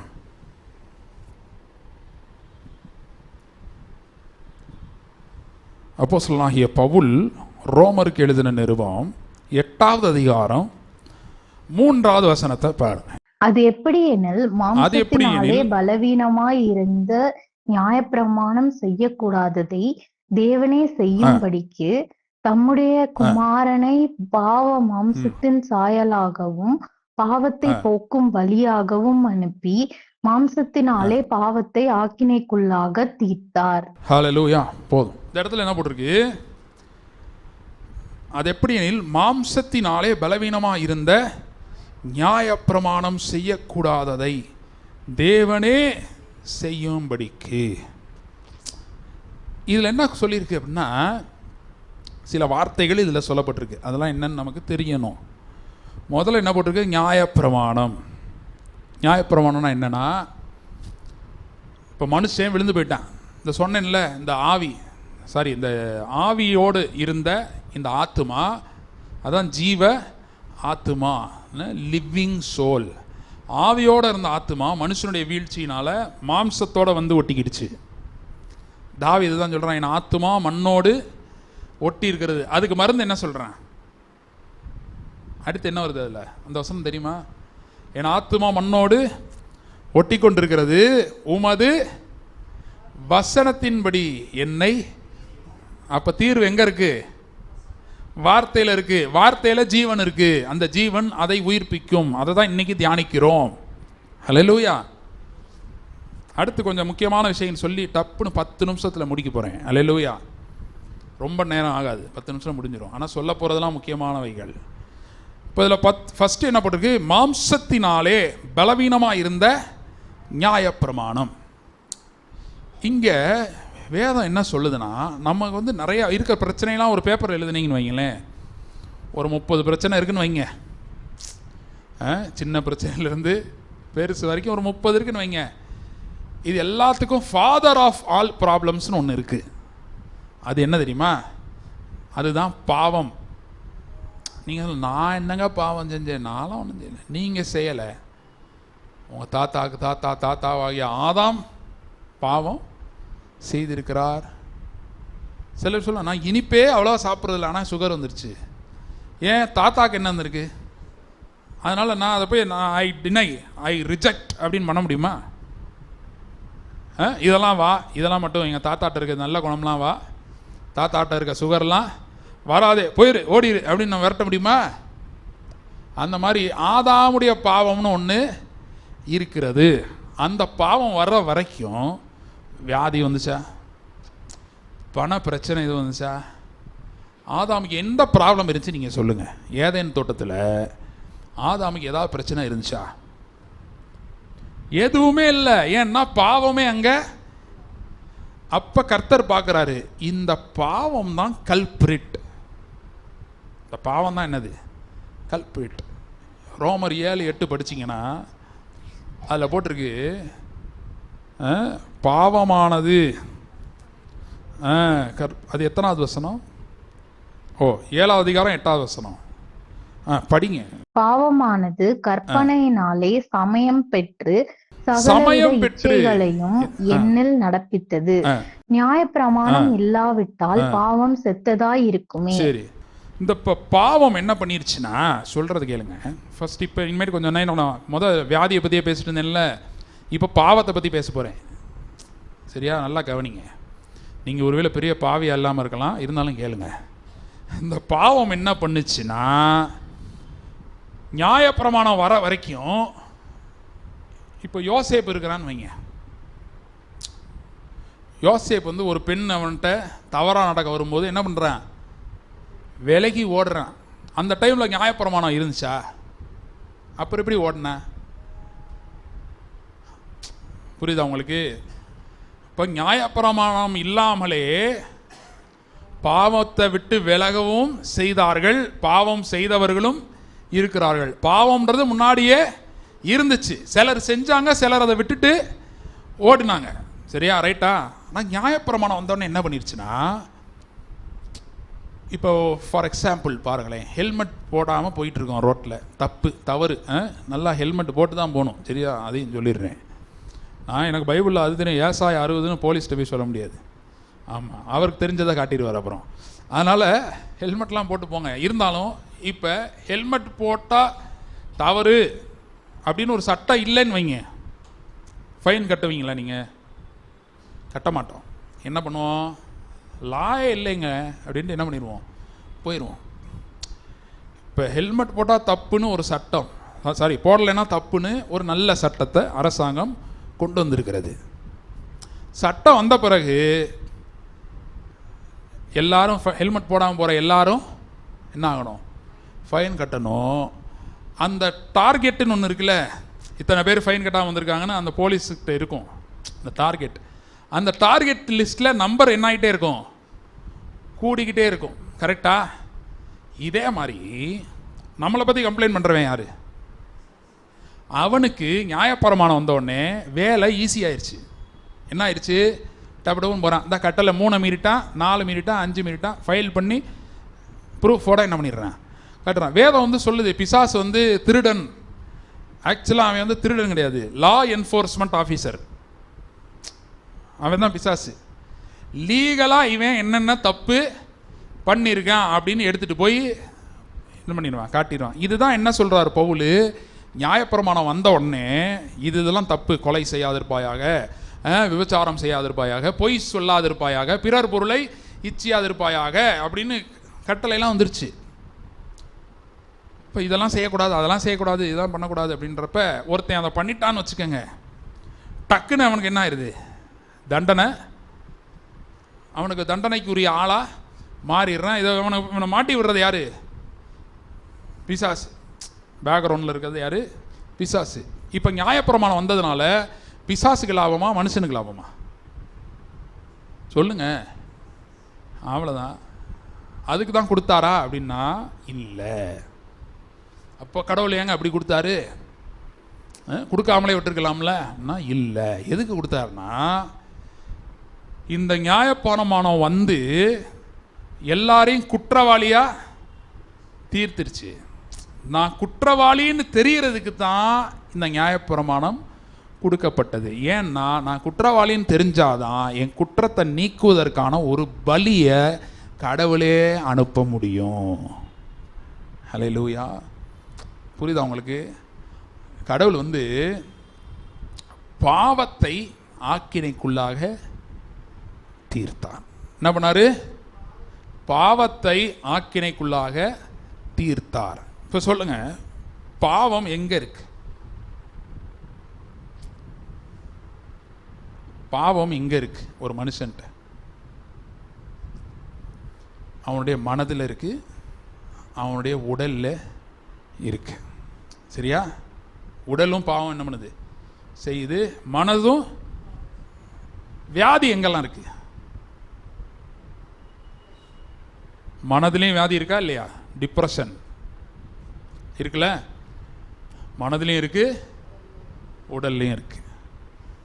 இப்போ ₹1 காயினை வச்சுட்டு இந்த பக்கம் தலை, அந்த பக்கம் அந்த மாதிரி, இந்த பக்கம் வியாதினா இந்த பக்கம் பாவம். அதனால தான் வேதம் சொல்லுது, அக்கிரமங்கள் யாவையும் மன்னித்து நோய்கள் யாவையும் குணமாக்கி. நம்மளும் இப்படி தான் இருந்தோம். ஆனால் நமக்கு ஒரு நற்செய்தி இருக்கிறது. அது என்னன்னா, குற்றமில்லாத மனித இரத்தமாக இயேசுவின் இரத்தம் நமக்காக சிந்தப்பட்டது. அதை தான் இந்த இடத்துல சொல்லியிருக்கு. பிதாவாகிய தேவன் என்ன பண்ணாராம்? மாம்சத்தினாலே பலவீனமாக இருந்த நியாயப்பிரமாணம் அப்படின்னா என்னது? நியாயப்பிரமாணம் நல்லது செய்ய உனக்கு நல்லது நடக்கும்னு சொல்லுது. ஆனால் நல்லதை செயலளவில் மட்டும் இல்லை, எண்ணத்திலையும் நான் செய்ய வேண்டும். அப்படி எனக்கு அந்த இது வரலை. பொய் சொல்லலாமா சொல்லக்கூடாதா? இத்தனை நீங்கள் பொய்யே சொல்லாதவர்கள் கருத்து உரைத்து ஒரு அல்லேலியா சொல்லுங்க பார்ப்போம். பார்த்தீங்களா? அப்போ நியாயப்பிரமாணம் என்ன பண்ணிருச்சு? இப்போ நம்மளை பிடிச்சிருச்சு. இயேசு இதுக்கு ஒரு படி மேலே போயிட்டாரு. அவர் சொல்கிறாரு, பழைய ஏற்பாட்டில் சொல்லியிருக்கு விபச்சாரம் செய்தால் தவறுன்னு. புதிய ஏற்பாட்டில் ஒரு ஸ்திரீயை இச்சையோடு பார்த்தாலே. அப்போ இப்படிலாம் லிஸ்ட்டு போட்டு பார்த்தீங்கன்னா, காரணம் இல்லாமல் கோபம்னா என்னது? கோவச்சுக்கிட்டா கொலை பாதகன். இப்படிலாம் லிஸ்ட்டு போட்டால் பாவம்ன்றது நம்ம சொல்லுவோம் இதெல்லாம் நார்மலுங்க, சின்ன தப்புங்க, இதெல்லாம் நார்மல். ஆனால் அதை பிசாசு அப்படியே விட்டுருவானா? பிசாசு என்ன கொண்டு எடுத்து போகிறேன் பாருங்கள், தப்பு தான், எல்லாமே தப்பு தான் சொல்கிறான். அப்போ என்ன நடக்குதுன்னா, பாவத்தின் சம்பளம் என்னது? புரியுதா? அப்போ இப்படி தான் ஆர்டர் போகுது. நியாயப்பிரமாணம் வந்து என்னவா மாக்கிடுச்சு? குற்றவாளின்னு லீகலாக என்ன ஆக்கிடுச்சு. ஏன் இதை நிறைவேற்ற முடியல அப்படின்னா, நான் சொன்னேன்ல, ஆதாம் என்ன பண்ண? செய்தி திருப்பி வீட்டில் போய் கேட்டுக்கங்க, ஆன்லைனில் வரும், கேளுங்க, அப்போதான் புரியும். என்ன சொன்னேன்? ஆதாமுடைய மைண்டே இப்படி தான் இருக்குது. இப்போ ஃப்ளெஷ் பக்கம் வந்துருச்சு, ஸ்பிரிட் பக்கம் இருந்திருந்தா பிரச்சனையே இல்லை. ஆண்டவர் ஆதாம்கிட்ட போய் என்னை கேட்காம எடுக்காத, திருடாத, அப்படி இப்படி ஏதாவது சொன்னாரா? ஏதாவது கட்டளை கொடுத்துருந்தாரா? இல்லை. ஏன்னா ஆட்டோமேட்டிக்காக அவன் நல்லது தான் என்ன பண்ணுறான், சரி. ஆனால் வீழ்ச்சிக்கு பிறகு ஆட்டோமேட்டிக்காக நம்ம தீமை செய்கிறவர்களாய் மாறிவிட்டோம். ஓகே. அப்போ இன்றைக்கி ஒருவேளை நான் பெருசாக எதுவும் செய்யலைங்க அப்படின்னாலுமே ஆதாமுடைய பாவம் இன்றும் நம்மை தொடர்ந்து வருகிறது. இப்போ என்ன பண்ணியிருக்காரு பிதா அப்படின்னா, இப்போ என் பாவம் என்னலாம் இருக்குது. இப்போ தண்டனை பெற வேண்டியது யாருன்னா, பாவம் தான் என்ன பண்ணணும், ஆக்சுவலாக தண்டிக்கப்படணும். ஆனால் பாவம் எப்படி தப்பிக்குதுன்னா, என் உடலில் ஒளிஞ்சிக்கிடுது. இங்கே ஒளிஞ்சிக்கிடுது, என் உடலில், என் மனசில் ஒளிஞ்சிக்கிடுது. அப்போ கடவுள் இன்னைக்கு பூமியில் சொல்கிறேன், உதாரணத்துக்கு சொல்கிறேன், கடவுள் இன்னைக்கு பூமியில் பாவத்தை அப்புறப்படுத்த வேண்டும் என்றால் எல்லா மனுஷனையும் அவர் என்ன பண்ணிடணும். இதுதான் நோவா டைமில் நடந்துச்சு. பாவம் பெருகுனதுன்னு சொல்லி அழிவு வந்தது. முழு உலகத்திற்கும் என்ன வந்துச்சு? அழிவு வந்தது. நோவாவும் அவனுடைய குடும்பமும் என்ன பண்ணார்கள்? காப்பாற்றப்பட்டார்கள். இதுதான் ஆக்சுவலாக என்ன பண்ணணும், செய்யணும். இப்படி செஞ்சுட்டாருன்னு வைங்களேன், இது யாருக்கு லாஸ்? எல்லா மனுஷனையும் அழிச்சிட்டாருன்னா யாருக்கு லாஸ்? சொல்லுங்க, யாருக்கு லாஸ்? அவருக்கு தானே லாஸு. யாருக்கு லாஸு? அவருக்கு தான் லாஸ். அப்போ கடவுள் யோசிக்கிறார், அவருடைய ஞானத்தில் யோசித்து இப்போ என்ன பண்ணலாம் அப்படின்னா, பாவத்தை தண்டிக்கணும், பாவியை மீட்கணும். அல்லேலூயா. இந்த மைண்டு பாவியை மீட் பண்ணால் என்னது? மாம்சத்துக்குள்ளே வந்த அந்த மைண்டை திரும்ப எங்கே கொண்டு போகணும்? ஆவியின் சிந்தைக்கு கொண்டு போகணும். அப்படின்னா இந்த பாவத்தை எல்லாம் இயேசு என்ற ஒருவருடைய சரீரத்தில் வச்சு அவரை என்ன பண்ணணும்? தண்டிக்கணும். இப்போ இயேசு யாரு? மரியாளுடைய மகனா? தேவ குமாரன் மரியாளுடைய மகனாக பூமியில் வந்திருக்கிறார், மனிதனாக வந்திருக்கிறார். அதுதான் இந்த வசனம் என்ன சொல்லுதுன்னா, அந்த எப்படி எனில் மாம்சத்தினாலே பலவீனமாக இருந்த நியாயப்பிரமாணம் செய்யக்கூடாததை தேவனே செய்யும்படிக்கு தம்முடைய குமாரனை பாவ மாம்சத்தின் சாயலாகவும் மனுஷ சாயல் அனுப்புறாரு. அடுத்து பாவத்தை போக்கும் பலியாக, பாவத்தை போக்கும் பலியாக. இப்போ பாவத்தை போக்குறதுனா என்னன்னு, பாவம்னா நிறைய பேர் என்ன நினச்சிருக்காங்க தெரியுமா? பழைய ஏற்பாட்டிலையும் அப்படி தான் டெம்பிளில் இருக்குது. இன்றைக்கும் மதங்கள், பெரும்பாலான மதங்கள் அதான் சொல்லுது. என்னன்னா, இதுவரைக்கும் நீ செஞ்சதை நீ என்ன பண்ணிக்கலாம், போய் பரிகாரம் தேடிக்கொள்ளலாம். சரியா? அது ஒவ்வொரு மதங்கள் ஒன்று வச்சுருக்கு, நான் அதுக்குள்ளே போக விரும்பலை. யூத மதம் எப்படி வச்சுருந்தது? பழைய ஏற்பாட்டில் என்ன மதம் இருந்துச்சு? யூத மதம். இப்போயும் யூத மதம் இருக்குது. ஆனால் இப்போ கர்த்தர் கிறிஸ்துவை வச்சிருக்கிறாரு. இப்போ கிறிஸ்டியானிட்டியும் கிடையாது. இப்போ யார் வச்சுருக்காரு நமக்கு? கிரைஸ்ட்டு தான். அல்லேலூயா. அப்போ பழைய ஏற்பாட்டில் என்ன முறைமை இருந்துச்சு அப்படின்னா, ஒருத்தன் ஒரு பாவம் செஞ்சுட்டான்னா ஒரு ஆட்டை எடுத்துகிட்டு போகிறான், வருஷத்துக்கு ஒன்ஸ் எடுத்துகிட்டு போய் அந்த ஆட்டை பலி செலுத்திட்டான்னா அந்த ரத்தம் இவன் மேலே இருக்கிற பாவம்லாம் அந்த ஆடு மேலே போயிடுது. அந்த ஆடு இவனுக்கு பதிலாக ரத்தம் சிந்திடுது. தண்டனை அந்த ஆட்டுக்கு வந்துடுது. வந்துருச்சுன்னா 1 இயருக்கு அவனுடைய பாவங்கள் அடுத்த வருஷத்துக்கு. எத்தனை ஆடு நம்ம அப்படி சிஸ்டம் வச்சோன்னு வைங்க, நம்ம வெளியே ஒரு கறிக்கடையை போட்டுடலாம், சமாதான கறிக்கடைன்னு போட்டுடலாம். பழைய ஏற்பாட்டில் இதுதான் சிஸ்டம். அப்போ பாவம்ன்றதுடைய புரிதல் நமக்கு என்ன அப்படின்னா, கடந்த காலத்தில் நான் இதுவரை, அதாவது இன்னைக்கு வரைக்கும் நான் செஞ்சிருக்கிற பாவத்திற்கு இயேசு என்ன பண்ணுறாரு? நிவர்த்தி தராருன்னு நம்ம நினச்சிக்கிறோம். ஏன்னா பலி சிஸ்டம்ன்றதே அப்படி தான். பலி கொடுக்குறாங்கல்ல, அதுதான். அதுக்கு தான் நம்ம கோயில்களில் பார்த்தீங்கன்னா வெள்ளையும் என்ன போட்டிருக்கோம், சிவப்பும் போட்டிருக்கோம். அப்படின்னா என்ன அர்த்தம் தெரியுமா? அவங்களுக்கே தெரியாது. ரத்தம் சிந்தாமல் பாவ மன்னிப்பு இல்லை. அதனால தான் கோயில்கள்லையும் பலி செலுத்துகிறாங்க. பழைய ஏற்பாட்டில் பைபிளில் இருக்கிற சிஸ்டமும் இப்படி தான். புது சிஸ்டம்லாம் இல்லை, இதே சிஸ்டம் தான் பைபிள்லையும் இருக்குது. யூதர்கள் என்ன பண்ணுவாங்க, இந்த மாதிரி யோம் கிப்போர்னு இன்னைக்கு வரைக்கும் அனுசரிக்கிறாங்க யூதர்கள். இப்போ இருக்க இஸ்ரேல் நாட்டில் இது பண்ணுறாங்க. அந்த யோம் கிப்போரில் என்ன பண்ணுவாங்க, பாவ நிவர்த்தியின் நாள். எல்லாரும் ஒன்று காசு இல்லைன்னா புறா, இந்த புறாவை வெட்டிடுவான். வெட்டி அந்த ரத்தத்தை கீழே சிந்தி எனக்கு பதிலாக இது பரிகாரம் என்ன பண்ணிருச்சு, செஞ்சிருச்சுன்னு சொல்லுவான். இப்போ இதில் பிரச்சனை என்னென்னா, பாஸ்ட் சின்னை மட்டும்தான் இதால் எடுக்க முடியும். எதை மட்டும்தான் எடுக்க முடியும்? ஃப்யூச்சர் சின்ன இதால். ஏன் இன்னைக்கு பலி செலுத்துகிறேன், நாலேருந்து அப்படியே பெர்ஃபெக்ட் ஆயிடுவானா? 1ஆம் தேதி எடுப்பாங்க பாருங்கள், இது செய்ய மாட்டேன் அது செய்ய மாட்டேன். 1ஆம் தேதி சாயங்காலமே அது பூரா உடஞ்சிரும். ஏன் கூட படித்த நண்பர்கள்லாம் அப்படி தான். 1ஆம் தேதி எடுப்பார். அவர் ரூம்மேட்டு ஒருத்தர் இருக்கார், பெரிய ஒரு அரசியல்வாதி, அவருடைய பையன். அவர் சொல்லக்கூடாது, அவர் பேரெலாம் சொல்ல மாட்டேன். அவர் ஒரு கம்யூனிஸ்ட் கட்சியில் அவர் பெரிய ஆள். அவருடைய பையன் என் கூட தான் படித்தான். எடுப்பான் தீர்மானம், 1ஆம் தேதி ஆயிடுச்சு, இனிமேட்டு என்ன பண்ணக்கூடாது, ஸ்மோக்கிங் கிடையாது. அன்னைக்கு சாயங்காலமே ஆளை பார்க்க முடியாது. ஏன்? ஏசு இதுதான் சொல்கிறாரு, பாவம் செய்கிறவன் பாவத்திற்கு அடிமையாக இருக்கான். இப்போ நம்ம பாவம்னு பார்க்குறது வெறும் பாவம் மட்டும் இருந்துட்டா இன்னும் இல்லை, அதில் என்னென்ன வருது? வியாதி வருது, மரணம் வருது, பாவத்தின் சம்பளம் என்ன வருது. அப்போ இயேசு என்ன பண்ணார்னா, யாரெல்லாம் அவருடைய சுவிசேஷத்தை கேட்பார்கள்ன்றது அவருக்கு தெரியும். அல்லேலூயா. நம்மளாம் அதை கேட்டிருக்கோமா? நம்முடைய பாவத்தை இயேசு என்ன பண்ணிட்டாரு? என்ன பண்ணிட்டாரு? பரிகரித்து விட்டார். இதில் வசனம் என்ன போட்டிருக்கு? மாம்சத்திலே பாவத்தை ஆக்கினைக்குள்ளாக தீர்த்தார். அப்படின்னா sin is condemned. Sin is condemned. Alleluia. Hitler பல யூதர்களை கொன்னான் இல்லையா? ஹிட்லருக்கு தண்டனை கொடுத்தா எப்படி கொடுப்பாங்க தெரியுமா? 1 மில்லியன் இயர்ஸ் ஜெயில்னு தண்டனை கொடுப்பாங்க.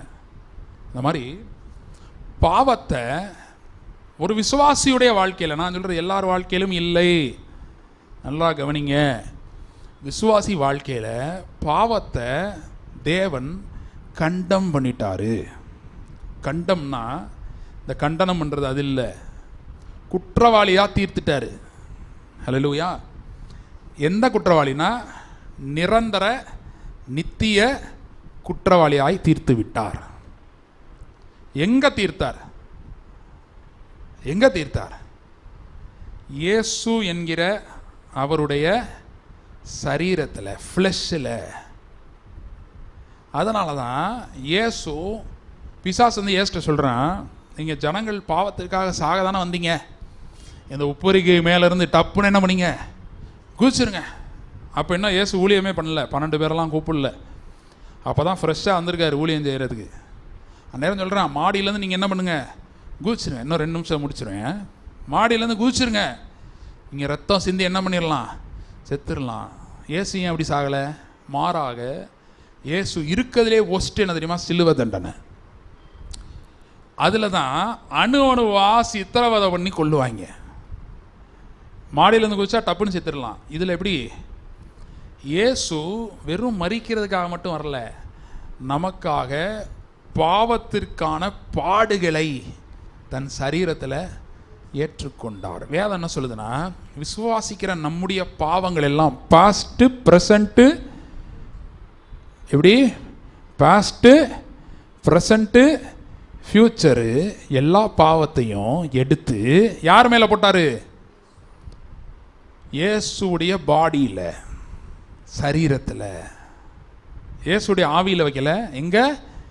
இயேசுடைய சரீரத்தில். இதனால தான் சாட்டை எடுத்து அடித்தாங்க, அடிக்க விட்டாரு பிதா. ஆணி அரைஞ்சாங்க, அறைய விட்டாரு.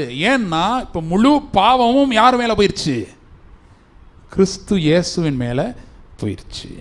இப்போ நீங்கள் ஒரு கேள்வி கேட்கலாம், உங்களுக்கு தோணியிருக்கும், சில விஞ்ஞானிகள் இருப்பீங்க, உங்களுக்கு தோணியிருக்கும், கடந்த கால பாவம் ஓகே மன்னிச்சிட்டார், ஓகே, நிகழ்கால பாவம் மன்னிச்சிட்டார், ஓகே, எதிர்கால பாவத்தை மன்னித்திருக்கிறாரா?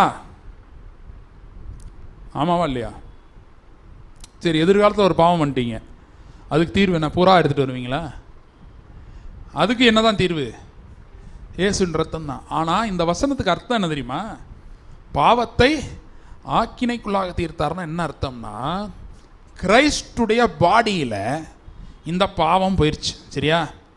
அந்த பாடி என்னென்ன பட்டுச்சு பாருங்கள். அடுத்து அடி வாங்குறாரு, ரத்தம் சிந்துது, அடி வாங்குறாரு, காயங்கள் உண்டாகிறது. நெக்ஸ்ட் அந்த பாடி எங்கே போகுது? சிலுவையிலேருந்து இறக்கி எங்கே கொண்டு போகிறாங்க? டெத்துக்கு போயிருதா? பாவத்தின் சம்பளம் என்ன? நம்முடைய பாவம் எல்லாம் அவர் மேலே போனனால நமக்கு வர வேண்டிய அந்த மரணமும் எங்கே போயிடுது? அதனால தான் இயேசு மரிக்கிறார். ஏன் இயேசு மரிக்கிறார்னு ஒரு கேள்வி கேட்கணும்ல. கடவுள் தானங்க, எதுக்கு மரிக்கணும்? ஏன்னா ஏன் பாவம் அவர் மேலே போயிடுச்சு, ஏன் மரணம் அவர் மேலே போயிடுச்சு. பாவம் இங்கிட்டு எண்டில், மரணம் இடையில இருக்கிறது என்னது?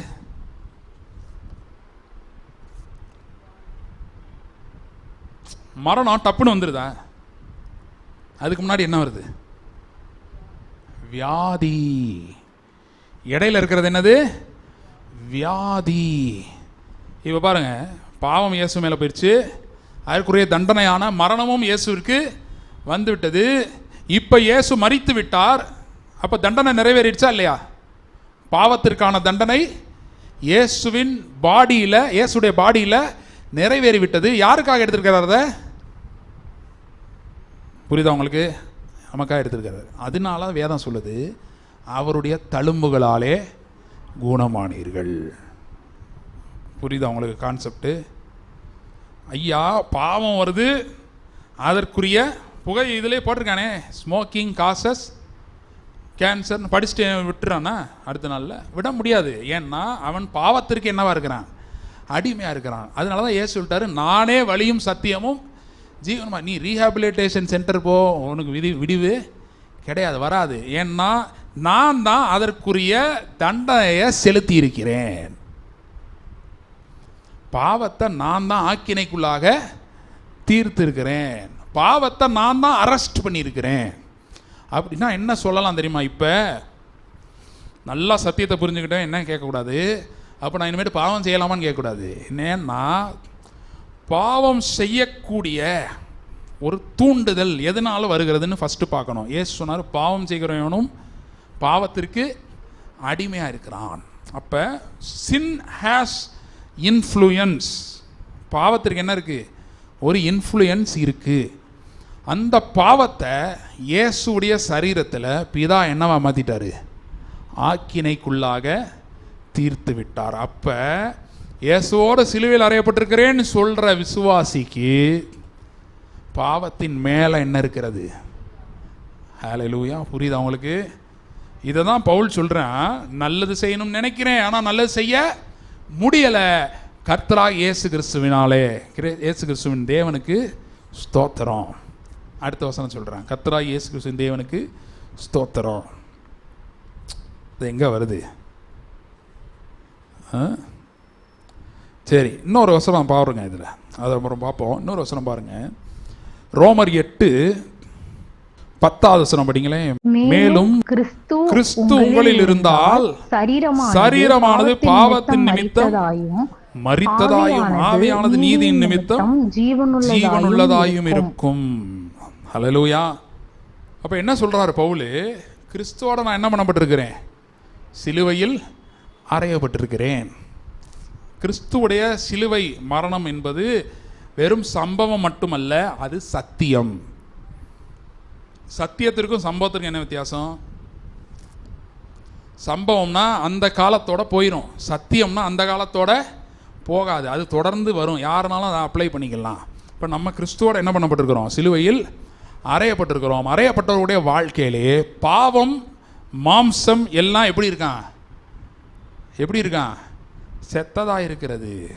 எப்படி கிரைஸ்டுடைய body it went through death, அது மாதிரி நம்மளுடைய மாம்சத்தில் இருக்கிற இந்த பாவம் எப்படி இருக்கிறது? இப்போ செத்ததாக இருக்கிறது. அதனால வசனம் என்ன சொல்லுது? 11ஆம் வசனம், அன்றியும் இயேசுவை மரித்தோர்ந்து எழுப்பினோட ஆவி உங்களில் வாசமாக இருந்தால் கிறிஸ்துவை மரித்தோர்ந்து எழுப்பினவர் உங்களில் வாசமாக இருக்கிற தம்முடைய ஆவியினாலே சாவுக்கு ஏதுவான உங்கள் சரீரங்களை உயிர்ப்பிப்பார். சரீரங்களை என்ன பண்ணுவார்? உயிர்ப்பிப்பார். இப்போ இந்த சத்தியம் என்னன்னா, பாவத்திற்கு ஒரு பவர் இருக்கு, அதுதான் அவங்கன்னா பாவம் செய்ய வைக்கிது. அந்த பவர், இந்த சத்தியத்தை அறிஞ்சவனுக்கு அந்த பவர் இருக்காது. பாவத்தினுடைய அந்த பவர் இருக்காது. எல்லார் லைஃப்லேயும் கிடையாது. அதுதான் திரும்பவும் சொல்கிறேன், தெரிந்து கொள்ளப்பட்டவருடைய வாழ்க்கையிலே பாவத்தின் மேலே என்ன இருக்கும்? அதிகாரம் வந்துடும். பாவத்தின் மேலே அதிகாரம் வந்துடும்ன்றது கேட்டுட்டு நிறைய பேர் போயிடுவாங்க. அதோடு தான் என்ன வருது? பாவம் வந்தனால தான் என்ன வந்திருக்கு? மரணம் வந்திருக்கிறது. மரணம் வந்தனால தான் என்ன வந்திருக்கு? வியாதி வந்திருக்கிறது. அப்போ வியாதியின் மேலே என்ன இருக்கிறது? பாவத்தின் மேலே அதிகாரம், வியாதியின் மேலே அதிகாரம், மரணத்தின் மேலே அதிகாரம். அப்படின்னா என்ன அர்த்தம்? நான் சாகவே மாட்டேன், அப்படி கிடையாது. இன்னைக்கு சாகிறவன் எல்லாருமே வாழ்கிறது, இத்தனை நாள் வாழணும்னு இருக்கிறதுக்கு முன்னாடியே தான் போகிறேன். எல்லாருமே அப்படி தான் இருக்குது. அதுவும் கோவிட் வந்துச்சு, சொல்லவே வேணாம். அதுக்கு ஒரு மருந்து கொடுத்தான், வேக்சின்னு, அதுவும் சொல்லவே வேணாம். பாருங்கள், இன்னும் கொஞ்ச நாள் இவரெல்லாம் வாழ வேண்டியது அப்படின்னு முன்னாடி காலத்துலேயும் இருந்துச்சு, கம்மியாக இருந்துச்சு. இப்போ நல்லா வாக்கிங் போய்ட்டுருக்கான், திடீர்னு டமாருன்னு அப்படிதான். ஏன்னா மரணம் அவன் மேலே பாஸாக இருக்குது, அவனால் அதை கண்ட்ரோல் பண்ண முடியாது, அது அவனை கண்ட்ரோல் பண்ணுது. இப்போ வேதம் பாவத்தையும் மரணத்தையும் வியாதியையும் வெவ்வேறாக பார்க்கவில்லை. பாவம், மரணம், வியாதி எல்லாம் all sides, other sides of the coin. Hallelujah. அதனால தான் சின்லெஸ் அப்படின்ற ஒரு நிலைமைக்கு விசுவாசியை தேவன் கொண்டு வந்திருக்கிறார். அதற்கு தேவையானதை அவர் ஏற்கனவே செஞ்சிட்டாரு. அதை தான் கிறிஸ்துவின் சரீரத்தில் அவர் எடுத்த பாடுகள். ஹல்லேலூயா. இப்போ அந்த தண்டனை இருக்குல்ல, பாவத்திற்குரிய தண்டனை யார் மேலே போயிடுச்சு? கிறிஸ்து மேலே போயிடுச்சு. அவர் அதனால் மரித்தார், மரணத்தை ஏற்றுக்கொண்டார். இப்போ மரணத்திற்கும் பாதாளத்துக்கும் ஒரே திறவுகோலை உடையவராக இருக்கிறார். ஹல்லேலூயா. மற்றவன் மரணத்தை பற்றி நமக்கு தெரியாது. என்னுடைய மரணம், என்னுடைய வியாதிக்கான திறவுகோல் இவருடைய கையிலே. இதுதான் நம்முடைய கன்ஃபெஷன். ஹல்லேலூயா. கண்களை மூடி நம்ம ஜெபம். இப்போ இந்த வாரம் எப்படி இருக்க போகுது அதை சொல்லணும். இந்த வாரம் கர்த்தரே எல்லாவற்றையும் செய்கிற வாரமாக இருக்கிறது. நாகமான் பார்த்தீங்கன்னா அவனுக்கு சுகமாச்சு. உடனே வந்து இந்த ட்ரெஸ் எடுத்துக்கங்க, அதை எடுத்துக்கங்க, இதை எடுத்துக்கங்கன்றான். தீர்க்கதரிசி முடியாதுன்ட்டான். சரின்னு சொல்லி அனுப்பி வச்சிட்டான் தீர்க்கதரிசி. அவன் போயிட்டான். போகிறப்ப இந்த கேயாசி என்ன பண்ணா பாருங்க, பின்னாடியே ஓடி போய், ஐயா 2 ட்ரெஸ்ஸை மட்டும் கொடுங்கய்யா. அவன் சொன்னான், 2 என்னங்க, 4 எடுத்துக்கங்க. சரி, இது எவ்வளோ பெரிய குற்றமா? இல்லை. ஒரு 4 நாள் உனக்கு சோறு கிடையாதுன்னு சொல்லி இருந்திருக்கலாம், இல்லைன்னா வேலையை விட்டு தூக்கி இருந்திருக்கலாம். நீ எனக்கு வேலைக்கு வரக்கூடாது, போ, இன்னையிலேருந்து நின்றுன்னு சொல்லியிருக்கலாம் எலிசா. ஆனால் எலிசா என்ன சொன்னான் தெரியுமா? அந்த குஷ்டரோகம் உனக்கு வந்துருன்ட்டான். குஷ்டரோகி ஆகி, இமீடியட்டாக குஷ்டரோகி ஆகி கிளம்பி போயிட்டான். ஏன் தெரியுமா? இது பணத்தால் வாங்கக்கூடியதல்ல, வாங்க வேண்டியதும் அல்ல. இது விசுவாசத்தினாலே இலவசமாய் பெற வேண்டியது. யார் விசுவாசித்தாலும் அவர்களுடைய வாழ்க்கையிலே இந்த சுகம் மட்டுமல்ல, பாவத்தின் மேலே ஒரு பவர். உலகம் பாவம் நிறைந்த உலகம், ஆனால் எனக்கு அதன் மேலே பவர் இருக்கு. சத்தியம் என்னை எம்பவர் பண்ணுது. ட்ரூத் எம்பவர்ஸ் மீ டு கண்டம் சின். பாவத்தை இன்னைக்கு நான் புதுசாக பாவத்தோட மல்லு கட்ட வேண்டியதில்லை. பாவம் இயேசு கிறிஸ்துவிலே சங்கரிக்கப்பட்டிருக்கிறது. was condemned. Sin was condemned in the body of Jesus. இயேசுடைய அடிக்கப்பட்டிருக்கிற அந்த சரீரத்தை பார்க்கிறோம். உயிர்த்தெழுந்த அந்த சரீரத்தில் இருக்கிற தழும்புகளை பார்க்கிறோம். நம்முடைய மனது சொல்லுகிறது, என் பாவத்திற்கான தண்டனை அவர் மேல் போய்விட்டது. இனி அடுத்த வாரம் நீதியை பற்றி பேச போகிறேன். அதனால என்ன வந்திருக்கு, அதுதான் நீதி. இன்னைக்கு டைம் இல்லை. அந்த நீதி என்ன பண்ணுது தெரியுமா? நம்மளை ஒரு பொசிஷனில் வச்சிருது. where there is no sin, no sickness and no death. பாவம் இல்லை, வியாதி இல்லை, மரணம் இல்லை. மரணம் இல்லை என்றால் 1000 வருஷம் 10,000 வருஷம் உயிரோடு இருப்போம் இல்லை. பூமியில் நான் இருக்க வேண்டிய நாட்களில் நீடித்த நாட்களாய் பூமியில் இருப்பேன். இருக்க வேண்டிய நாட்களில் மோசே 120 வயது வாழ்ந்தான். 120 வயசுலையும் அவனுடைய கண் பார்வை குறையவில்லை என்று வேதம் சொல்லுகிறது. இன்று நம்மை அதே போல வைத்திருக்கிறார். நம்மை அதே போல வைத்திருக்கிறார். பாவத்தின் மேல் அதிகாரம் இருக்கிறவர்கள், வியாதியின் மேல் அதிகாரம் உடையவர்கள், மரணத்தின் மேல் அதிகாரம் உடையவர்கள். வேதம் சொல்லுது, நீங்கள் நியாயப்பிரமாணத்துக்கு கீழ்ப்பட்டுறாமல் கிருபைக்கு கீழ்ப்பட்டிருக்கிறபடினாலே பாவம் உங்களை மேற்கொள்ளுவதில்லை. Sin cannot have dominion over you because you are under grace. நாம் அப்படி தான் இருக்கிறோம். இந்த வாரம் எப்படி இருக்க போது? கர்த்தரே நமக்காக எல்லாவற்றையும் செய்கிற வாரம். எல்லாவற்றையும் கர்த்தரே செய்கிற வாரமாக இந்த வாரம் இருக்க போது. பாவமாக நன்றி செலுத்துகிறோம். இப்படி நம்முடைய வார்த்தையை கொண்டு எங்களோடு பேசினதற்காக நன்றி. இந்த சத்தியங்களை நாங்கள் கடைபிடிக்கிறோம். நாகமானின் குஷ்டரோகம் ₹1 செலவில்லாமல் அவனை விட்டு நீங்கினது. ஏனென்றால் இந்த உம்முடைய தழும்புகளாலான சுகம் என்கிற சத்தியம் அது அட்வான்ஸ்டாக அவனுக்கு சொல்லப்பட்டிருக்கிறது. மூழ்கி எழுந்தபோது சிறு பிள்ளையின் மாம்சத்தை போல மாறினது. இன்றைக்கும் அப்படிப்பட்ட அதிரடியான மாற்றங்கள் இந்த வாரத்தில் நிகழப்போகிறதற்காக நன்றி. அதிரடியான மாற்றங்கள் இந்த வாரத்தில் நடக்கப் போகிறதுக்காக நன்றி. அந்த மாற்றங்களை நீங்களே செய்ய போறீங்க. கர்த்தர் எனக்காக யாவையும் செய்து முடிப்பார்னு சொல்லப்பட்டிருக்கிறது போல எல்லா மாற்றமும் உம்மால நடக்க போகிறது. உமக்கு நன்றி செலுத்துகிறோம். உடைய கரத்தில் எங்களை ஒப்புக் கொடுக்கிறோம். ஆசீர்வதியும் வழி நடத்தும். இயேசுவின் நாமத்தில் ஜெபிக்கிறோம் பிதாவே, ஆமென். என் ஆத்மாவே கர்த்தரை ஸ்தோத்திரி, என் முழு உலமையோட பரிசுநாமத்தை ஸ்தோத்திரி.